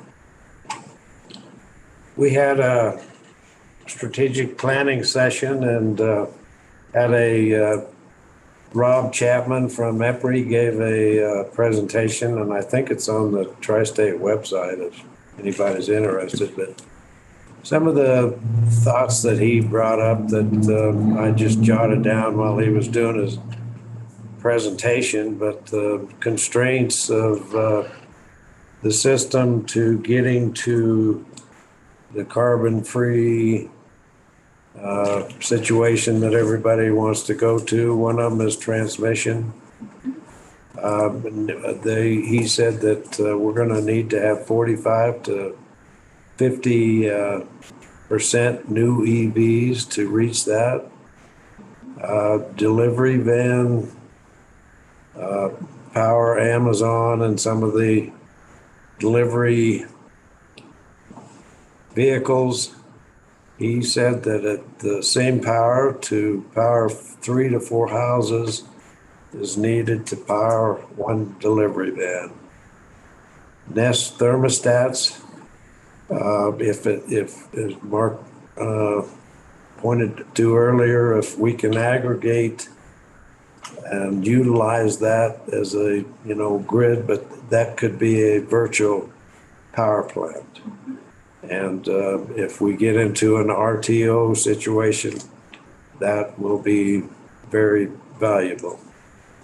There's been no talk or understanding of reliability and resilience. We're going to need a newly trained workforce from Trade University for all the electrify everything, EVs, etc. He said there was going to be no nuclear power until after 2030. And it was ironic that about 30 minutes later, Wyoming announced that Bill Gates and with Terra, whatever his energy company, and Rocky Mountain Power, Warren Buffett, are going to build a 200 or 300 and some megawatt nuclear plant in Wyoming.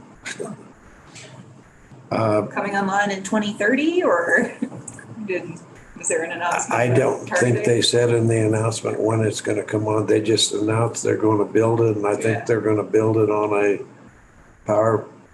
coal power makes plant sense. site because all the transmission and everything. He said that we're going to have to increase generating capacity by 170% to decarbonize the economy. And tax incentives, as we all know, only work for profit IOUs, not a co-op. Unless you do what we're doing. Well, there's also a big push to get that changed. Yes, NRECA is working to get Congress to pass something that would allow co-ops or untaxed entities to get the cash associated with that. And it just got, one of the resolutions. it just went out of committee. It split the committee, but it's gonna get, they said they were gonna put it on the Senate's calendar for this year. Oh, wow. So whether or not it gets support, that was NRECA just sent that out. So I think and Bennett's been working hard on it. We had a presentation from Jim Matheson from NRECA, and he did a good talk and seemed to be on board with the tri-state resolution about stranded assets. So I guess there's going to be a resolutions committee meeting here. Their major one happens sometime, I believe, in June, and then they talk about things, then it goes out to all. Well, it's June now. Yeah, well. Yeah. So they're going to vote on the resolutions at that time.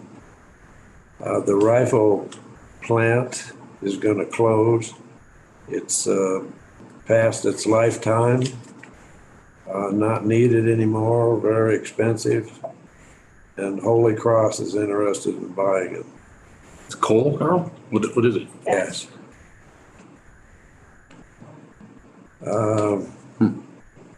We are exploring, I probably shouldn't say that one, but regular meeting, the bylaw amendments. The moving from 65% if you're a partial requirements member to 50, failed at the board level. The board wasn't interested in that, so it can still come up from the floor at the annual meeting.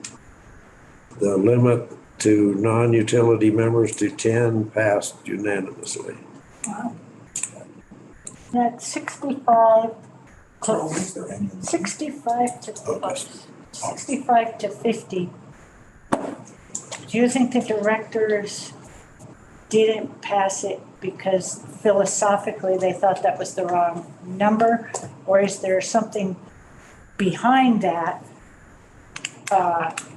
given partial requirements, contracts and all that influence, like, well, we wouldn't want thus and such co-op to get a full vote if they only buy 50% of their power? I don't think it's any such and such co-op. I think it's just a philosophical.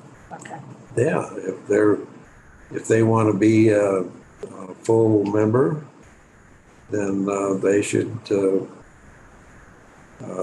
get a board seat, and if they don't want to be a full member, they shouldn't. So well, at the annual meeting last time when it passed, it was the staff presented at 50%, and most of the board members wanted to raise it to 75 and settled on 65. So. Well, I just asked that because I think it makes it harder for the tri-state staff to negotiate if it's 65%. I'm just saying, well, and 65% of us is a lot different than 65% of United. Poudre Valley was the one who had started this, and Jeff mentioned yesterday that they believe that with all the things they're doing, it's not going to be an issue for them. So, they don't care. I think the force behind trying to change it kind of died.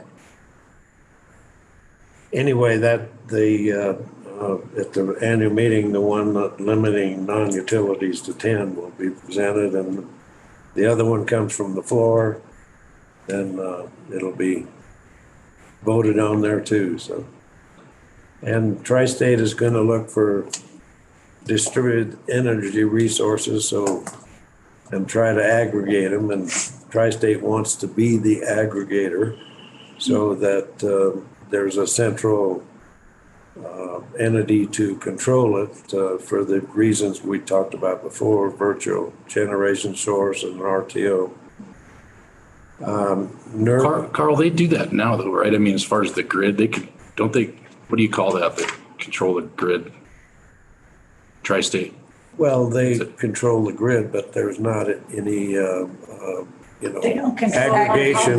They don't control my hot water heater. Aggregation of behind the meter to, So Carl, Right, but that makes, I mean, just thinking if that's, I mean, it almost maybe makes sense. I don't know. Oh, it does make sense. Yeah, if you can package it, you've got a lot more to sell into. Right. we may want to see if there's a business opportunity for us in that too. Well, I think any co-op could do it too.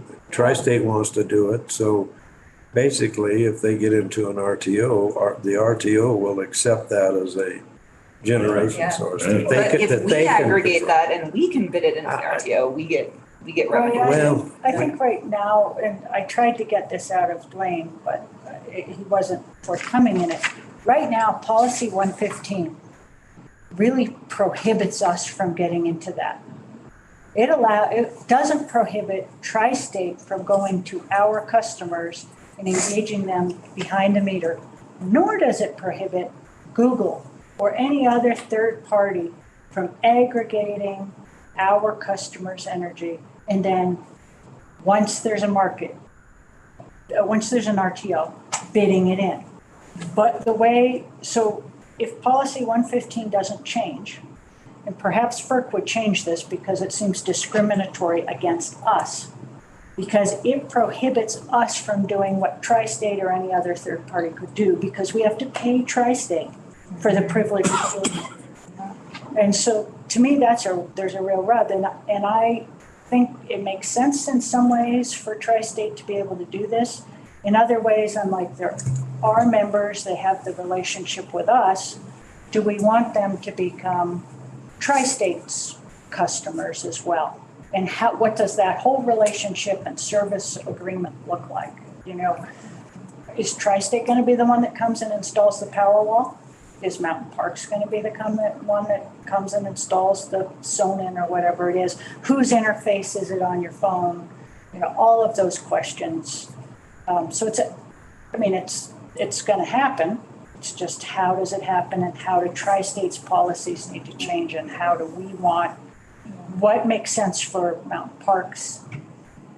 I mean, I'd be happy to have Tri-State do it if they compensate us for the services that we can provide and bringing our members to them. I think Right, that's I the mean- way it will I mean, right probably now, happen. I don't think Tri-State has the personnel to go to everyone's house. Exactly, there needs to be some kind of a mutually Right. beneficial Right. And I think there will be Yeah. if that comes about. And this is a new concept, so I think that's the way it'll happen. Yeah, that's interesting. The National Energy Reliability Council is already put out a thing that is predicting California will be 10,185 megawatts of energy short for the summer. Just to tag on to that, Carl, I was gonna mention that in my CREA report, but so that I don't know if you guys saw the map in the CREA board report, but it shows that NERC reliability. And so California's in the red, and then the orange flows all the way into Colorado. And the dividing line looks to me like it's this SPP line. So it's kind of concerning that we're in that. That's the DC tie line. Yeah. But So, but it's yes, the other we're side. inside that It's this because side. Everything west. There's not a market. we recently joined the Cal ISO energy imbalance market.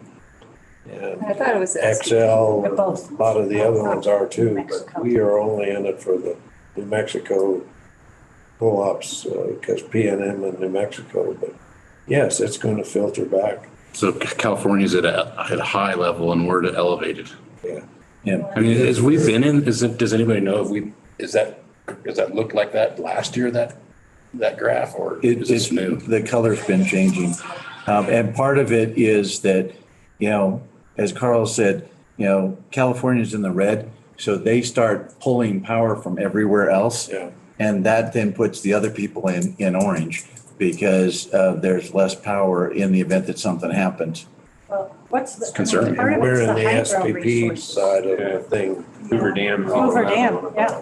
I mean, well, even the dams on the front range. Yeah, 150 feet low. Right, I mean, if the WAPA hydropower disappears or is severely curtailed, And it's Lake probably. Powell is predicted to be below the power pool level in March of 22.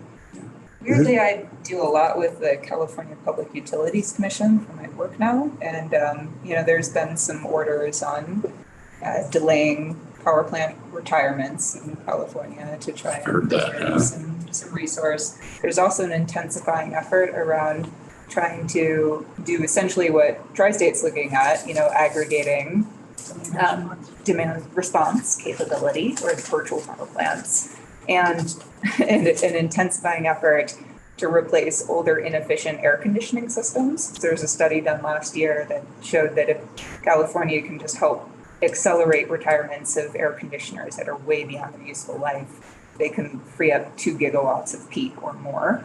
And that's just looking on the residential side, not even commercial. So they've got some things that they can do. They got to hustle and get it done. This is one of the risks they were talking about when you say electrify everything. It is. Yeah. One of the biggest risks is it has all its benefits, but if you lose power, especially in today's world, all the computers, all the protocols for controlling cybersecurity, everything goes. And they say this is one of the big things. They haven't figured out how to make the transition safely. And then, They have solar computers and solar well, stations. right, but if We all have vehicles that are And that's backup why power the for our EPRI guy houses. said there's no Maybe it'll- understanding of reliability. Back her up. You'll have to have it pretty if you far. guys want, it was the Wall Street Journal, Monday, May 17th, had a great whole section on electrifying and all the advantages and all the risks involved. So if people want to look at that, Is it part of the reporting section or the? it's part of the regular paper, and I'm sure they have some of their Opinion. little opinions in there. But if you look at it, you can realize some of the things that people don't understand about the risks. When you electrify everything, you have to be able to supply the electricity securely. Yeah. And they haven't figured that out, especially with our grid. But think about Texas, I mean, Well, they didn't just lose their electricity, they lost their natural gas. well, So- but all I'm saying is, the more things you have run electrically, the more power you have to supply. And if, whether it's coal or gas or solar or wind, if it affects you Oh, yeah. Yeah. What it is geometrically it points with to the everything you're need to doing. be able to, like, we've had a one-way grid for the longest time. We need, increasing ability to be two-way to manage those peaks and. And Yeah. that second side has to be robust enough Yeah. to supply what you need. And right now, if you aggregated everybody's power that they could run back into the grid, what are you, a tenth of 1% of what you need? So, Right now. well, that's my point is, and as this thing goes forward, they're saying the technology has to be developed and you have to get all this starting now to aggregate, be able to aggregate all of it. Yeah. And it's not there. There's some co-ops, I think, I'm trying to think of the co-op. There are some examples of electric utilities who have big peak shaving programs and demand response that is interactive, that's working. Yeah. I As agree. far as across the country, no, not Well, everyone. like you don't have enough to cover Texas when they had their problem. And, and that's just going to manifest itself the more we rely on the electricity. Texas is Well- exempt from FERC and Yes. And I imagine there are a lot of other states and co-ops and municipals that run into the same problem. They're not robust enough to handle what we need. Yeah. And that's Dick, I think it's basic. You're great right. that you're reading more about this. Read a few diverse sources. There's Well, a no, but I'm lot just saying, this is just one, and they're all saying the same thing. We're not really prepared. No, they're not all really saying the same thing. There's actually a lot of really expert reports saying that we do have the technology we need. We need to make a bigger transition. That's Yeah. you have to utilize the technology, and that's what they're saying here. The risk of not utilizing that technology is really, really astronomical. Dwayne and Brian Hannigan and a guy from Wartsila addressed this in getting to decarbonization, although I don't think Dwayne ever used the word decarbonization. But they talked about, when Carl was saying that you have to increase generation by 170%, they talked about a study that Wartsila has just done in California that looks at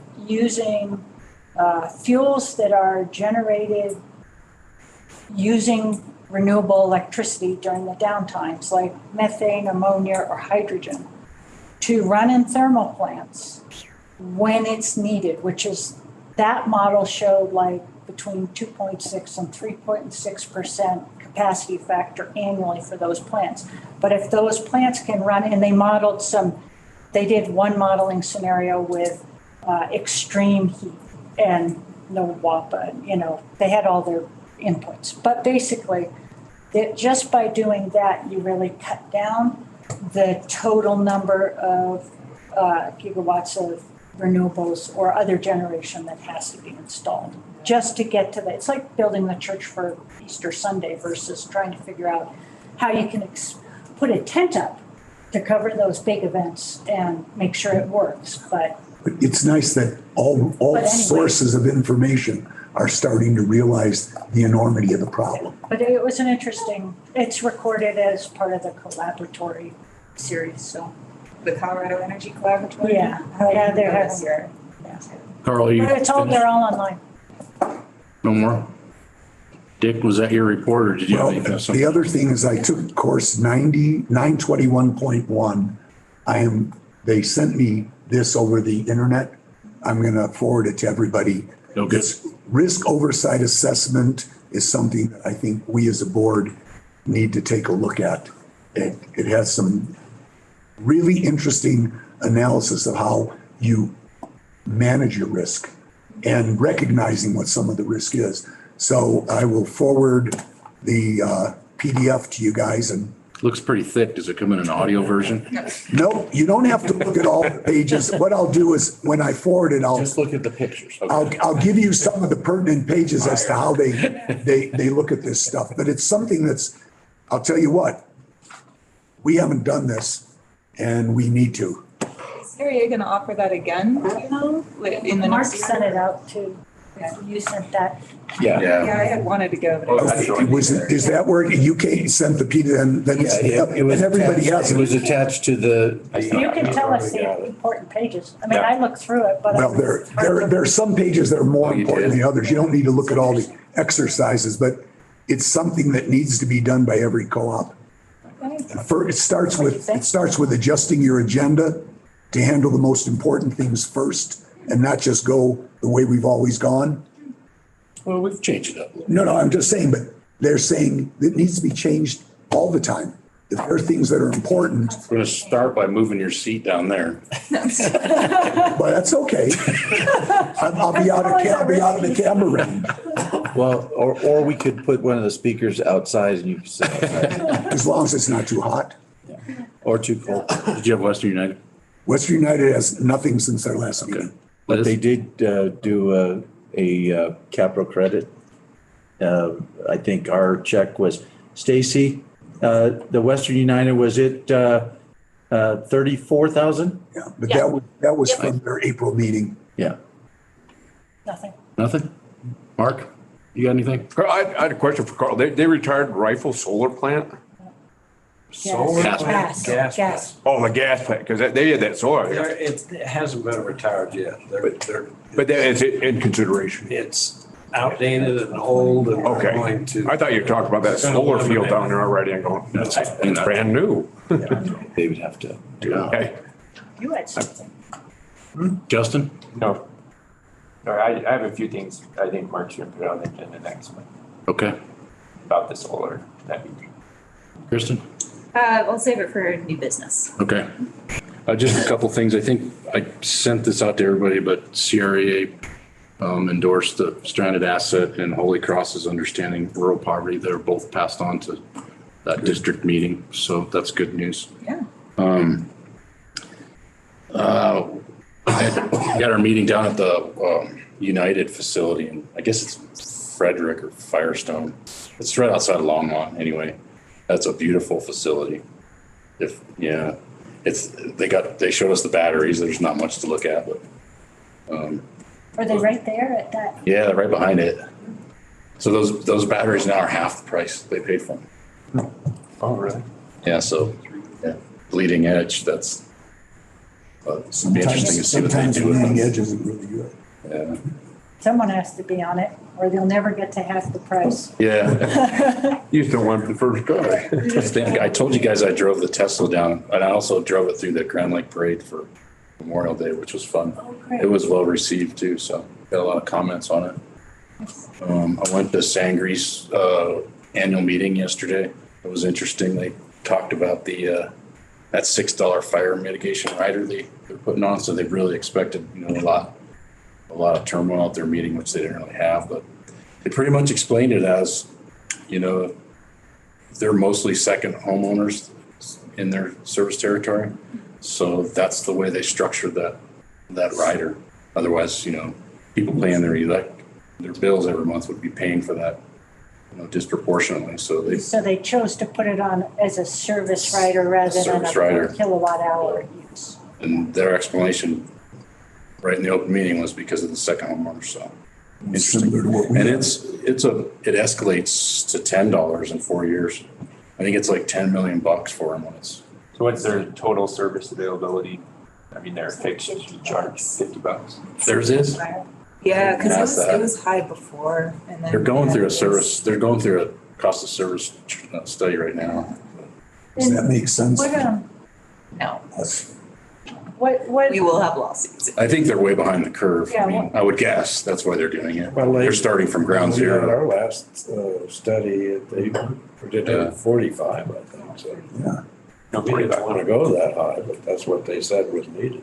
Well, they were talking about spending like $500,000 a year on mitigation, and they just kept talking about tree clearing, so I don't know what else. We do that already. I don't think hardening we their do system. that. Yeah, I think that's what they spend now. They're looking with the surcharge to double or triple that. Is that what? I thought it was like 12 million or 10 million over that period of time. Yeah, it's a $10 million when it's done, I think.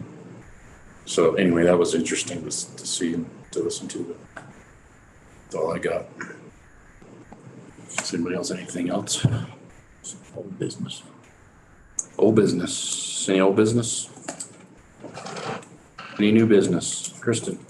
Yeah, this is just a little thing, but one person had asked me for Mountain Parks to be clear under our power lines, and they asked me, could we get our Christmas tree from Mountain Parks right of way?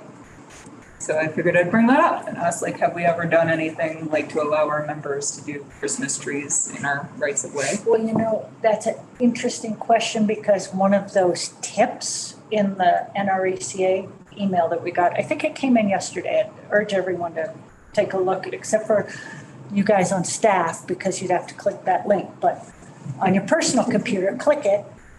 They talk about engaging landowners to help maintain right-of-ways for wildlife and to help get the costs down because you've got the landowners and the members involved in taking ownership of keeping the right-of-ways good. And so that was one program that one of the co-ops had instituted that sounded really successful. So kind of falls into the Christmas tree. Not that I'm aware of. We don't own the tree. Yeah, that's what I was gonna say. But- We don't own them though, right? But if it's Forest Service land, if you were to ask the Forest Service. Or if it was a private landowner. Right, people did. I don't know. We'd have to think that. Well, and I think the issue might be is that if somebody sees a tree out, I mean, they don't know where the right of way stops. You'd probably have to put up ribbons or Yeah. something. And so they might go onto somebody's property and cut down a tree and of course, since we did it, then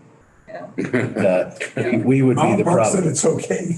Yeah, but what I will tell you, because I found this out when I went out to meet with the Snow Mountain Ranch people, is that they have, if you stay there from Thanksgiving to Christmas, you can go in, they have like a tree farm, you can cut down a Christmas tree and take it home with you. That's nice. Because I never really noticed that when I had driven in, but the last time I was like, there's a bunch of trees. This looks like a tree farm. And it is. It's basically what they did after they cut down all the dead trees. I don't think they planted. I don't think they planted, they just came up. Yeah.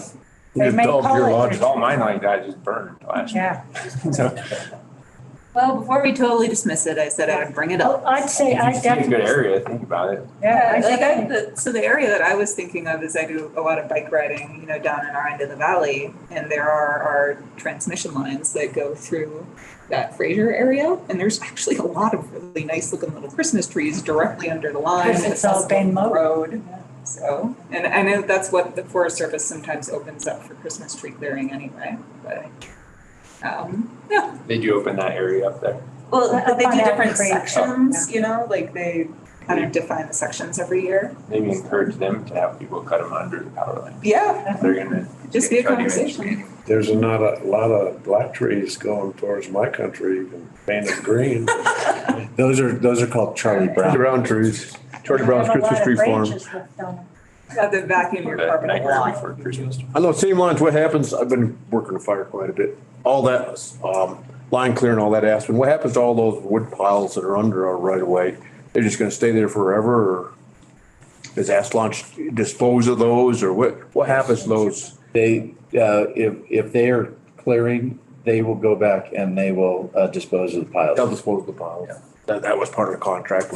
They've been logging them up into, cutting them up into like fire size, That's what I was gonna say. leaving them, and then they just. I'm an opportunistic firewood guy, so I'm Yeah, well- eyeballing that one. Yeah, you can have all that firewood you want. I mean, a lot of that is going to stay there, and a lot of folks do come and get that for firewood. So it is something that you can come get. I would encourage that. Sure you would, Don. Think about a firewood. Last year, we had quite a bit out here on the little entrance road. They had cut up a bunch of trees and they were sitting there, and it's amazing. They just disappear. That happens. Something to think about.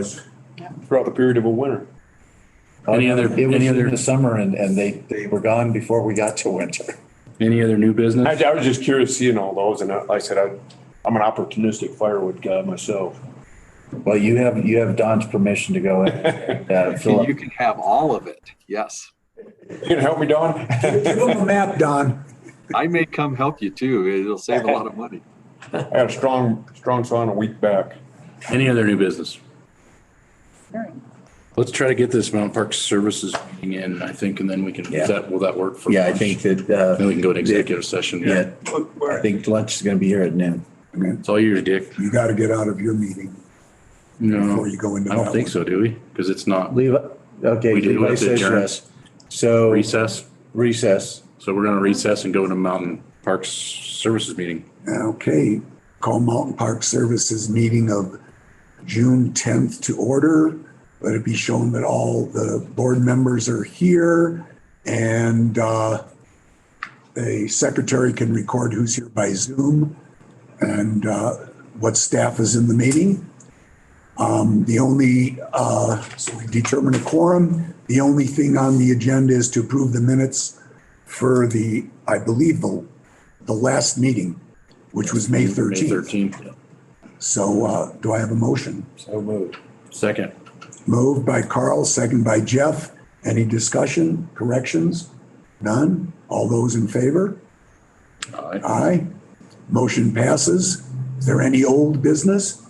Well, hold on just a second. I don't see where the agenda is, but the main reason for, I think we were going to. Shareholders meeting.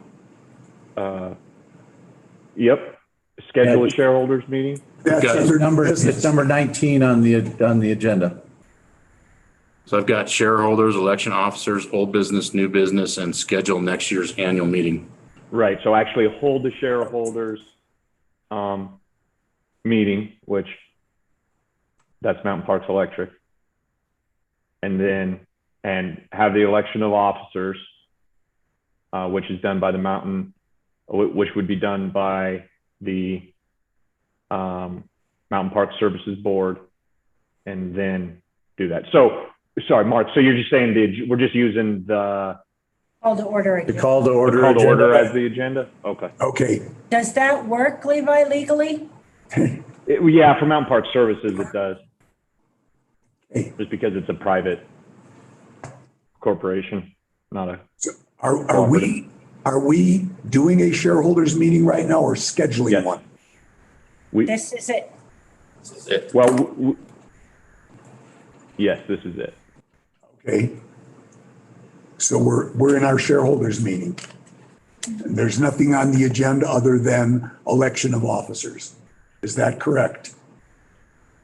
I do have a question under new Yes. business, I suppose. Will the new solar project be a Mountain Parks Services venture? The answer Community solar. is it depends. Okay.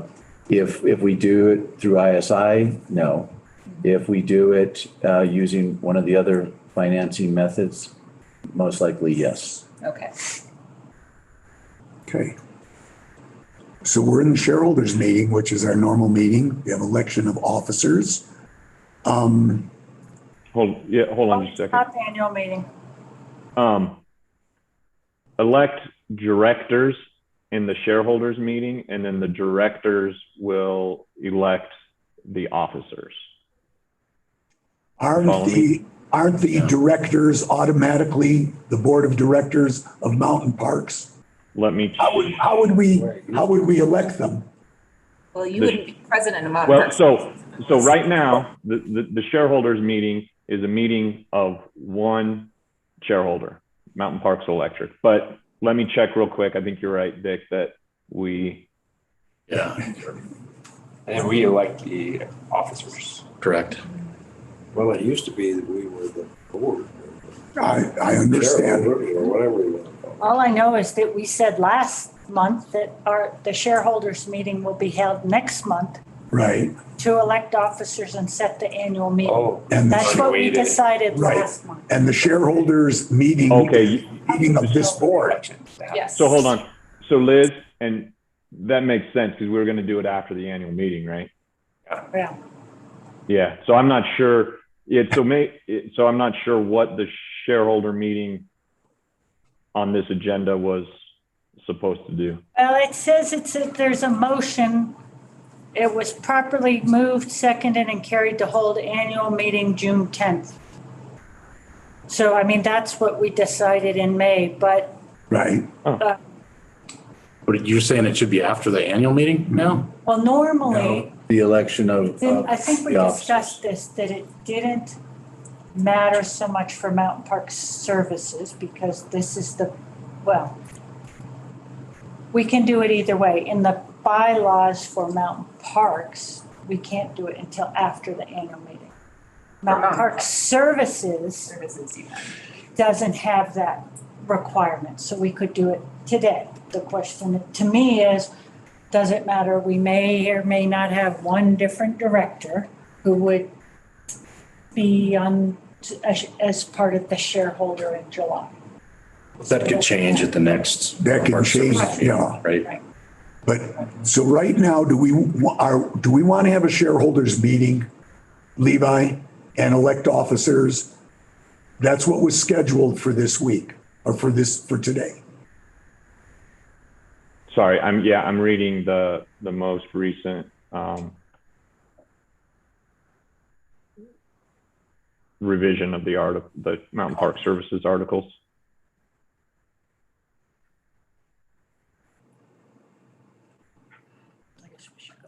It didn't specify a date, Liz, it just said next month. No, it says, and the motion says a date. Says must have shareholders meeting annually. Shareholders meeting will be held next month to elect officers and set an annual meeting. And then read the motion. Probably moved and second and carried to hold the annual meeting June 10th. Oh, okay. That was.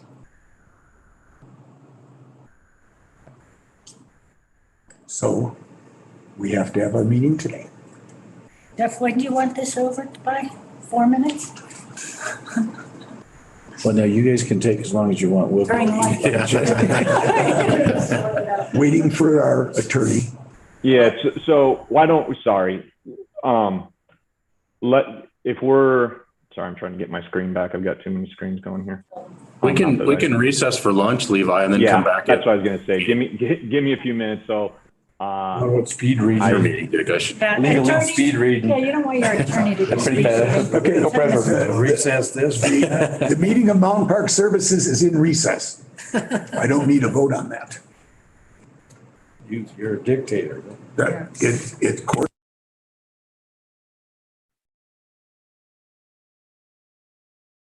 What, are you still there?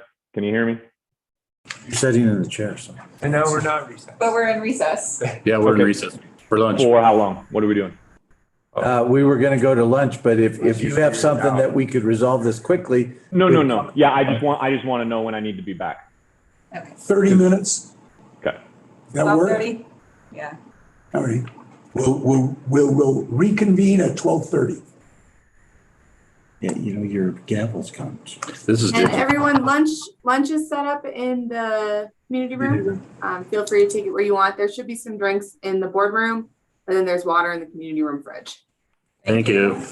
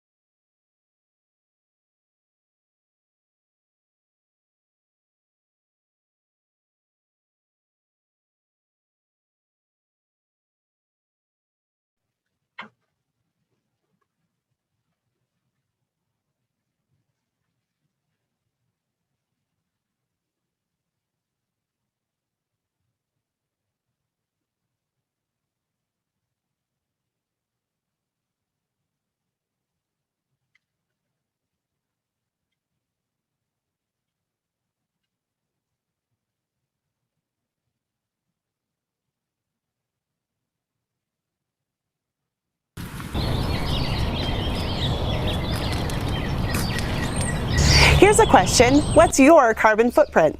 My what? My carbon footprint? You mean carbon dioxide released into the air because of my energy use. Yeah, that. Now reducing your carbon footprint is easy. All you have to do is electrify everything. Everything? Everything. Everything?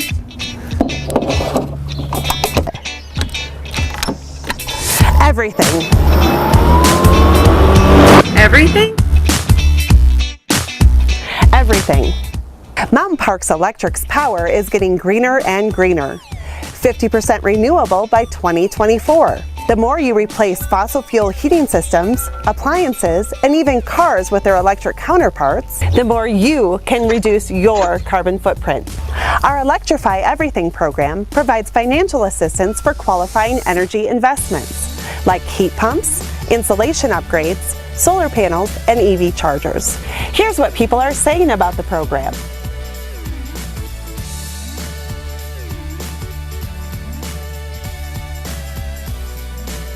For more information about our Electrify Everything program and our rebates, visit our website.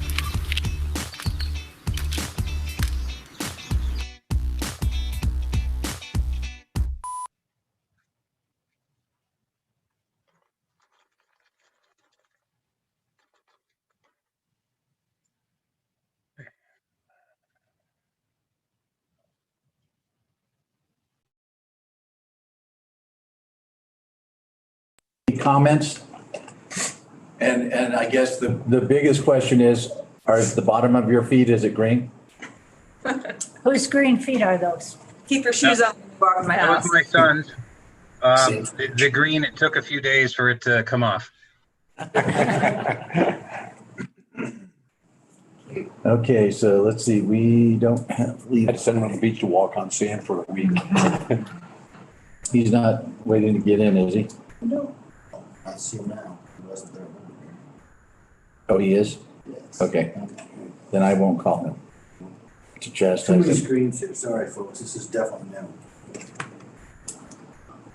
Okay, Levi, do you want to tell us how to proceed? Yeah, so I think I figured out, Okay, am I still there? All right. Yep, you're here.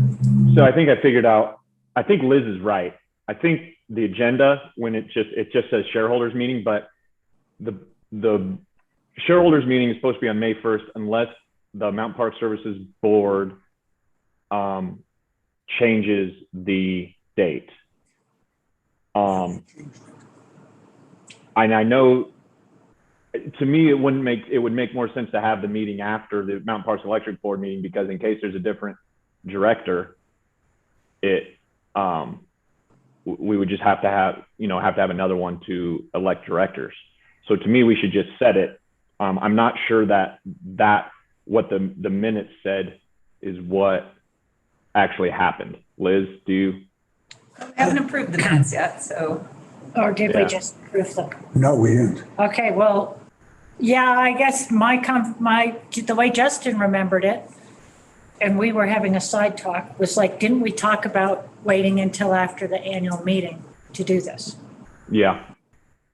So that would make. That was my recollection. So I think we should do that. You said that we had to set an annual meeting or a annual meeting date or something, and it had to be done prior. It had to be done now. Is that? No, we just needed to set it. The bylaws just say either the annual meeting will be May 1st or whenever, on whatever date the Mountain Park Services Board sets it. Well, Levi, would it work if I proposed that we recess or postpone this annual meeting until July, whatever that date is, 8th? Well, I see. We So move I don't. that? Yeah, I'm not sure I don't think we really were in a shareholders meeting, right? I think we're just in the Mountain Park Services meeting. Yes, correct. And so I think we should, we can do one of two things. We can revise the minutes to change the date where it says June 10th, instead change it to the July date. Well,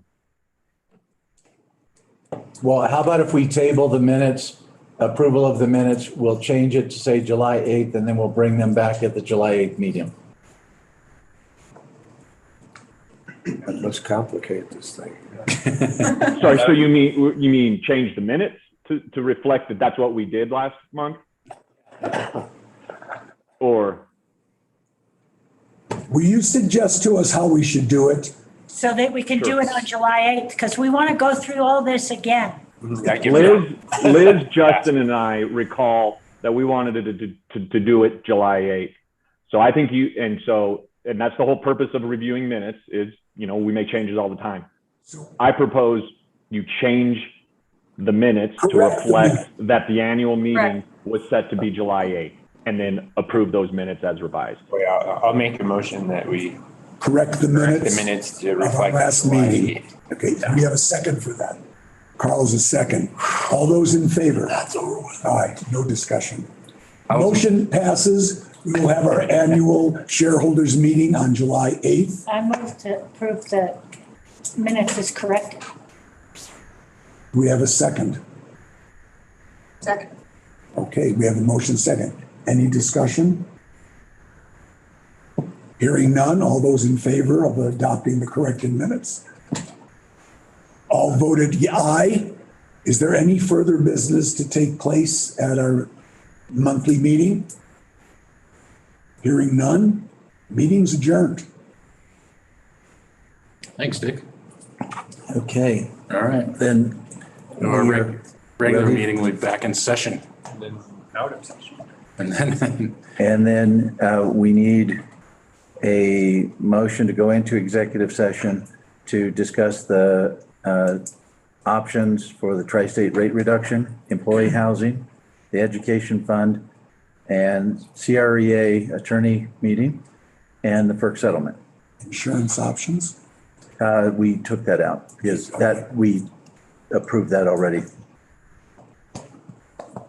somebody make that motion. So moved. Thanks, Dick. Got a motion by Dick and a second by Mark. Further discussion? All those in favor? Aye. Like the motion You carries. almost didn't need to vote because you had 3 seconds, so you knew you had to vote.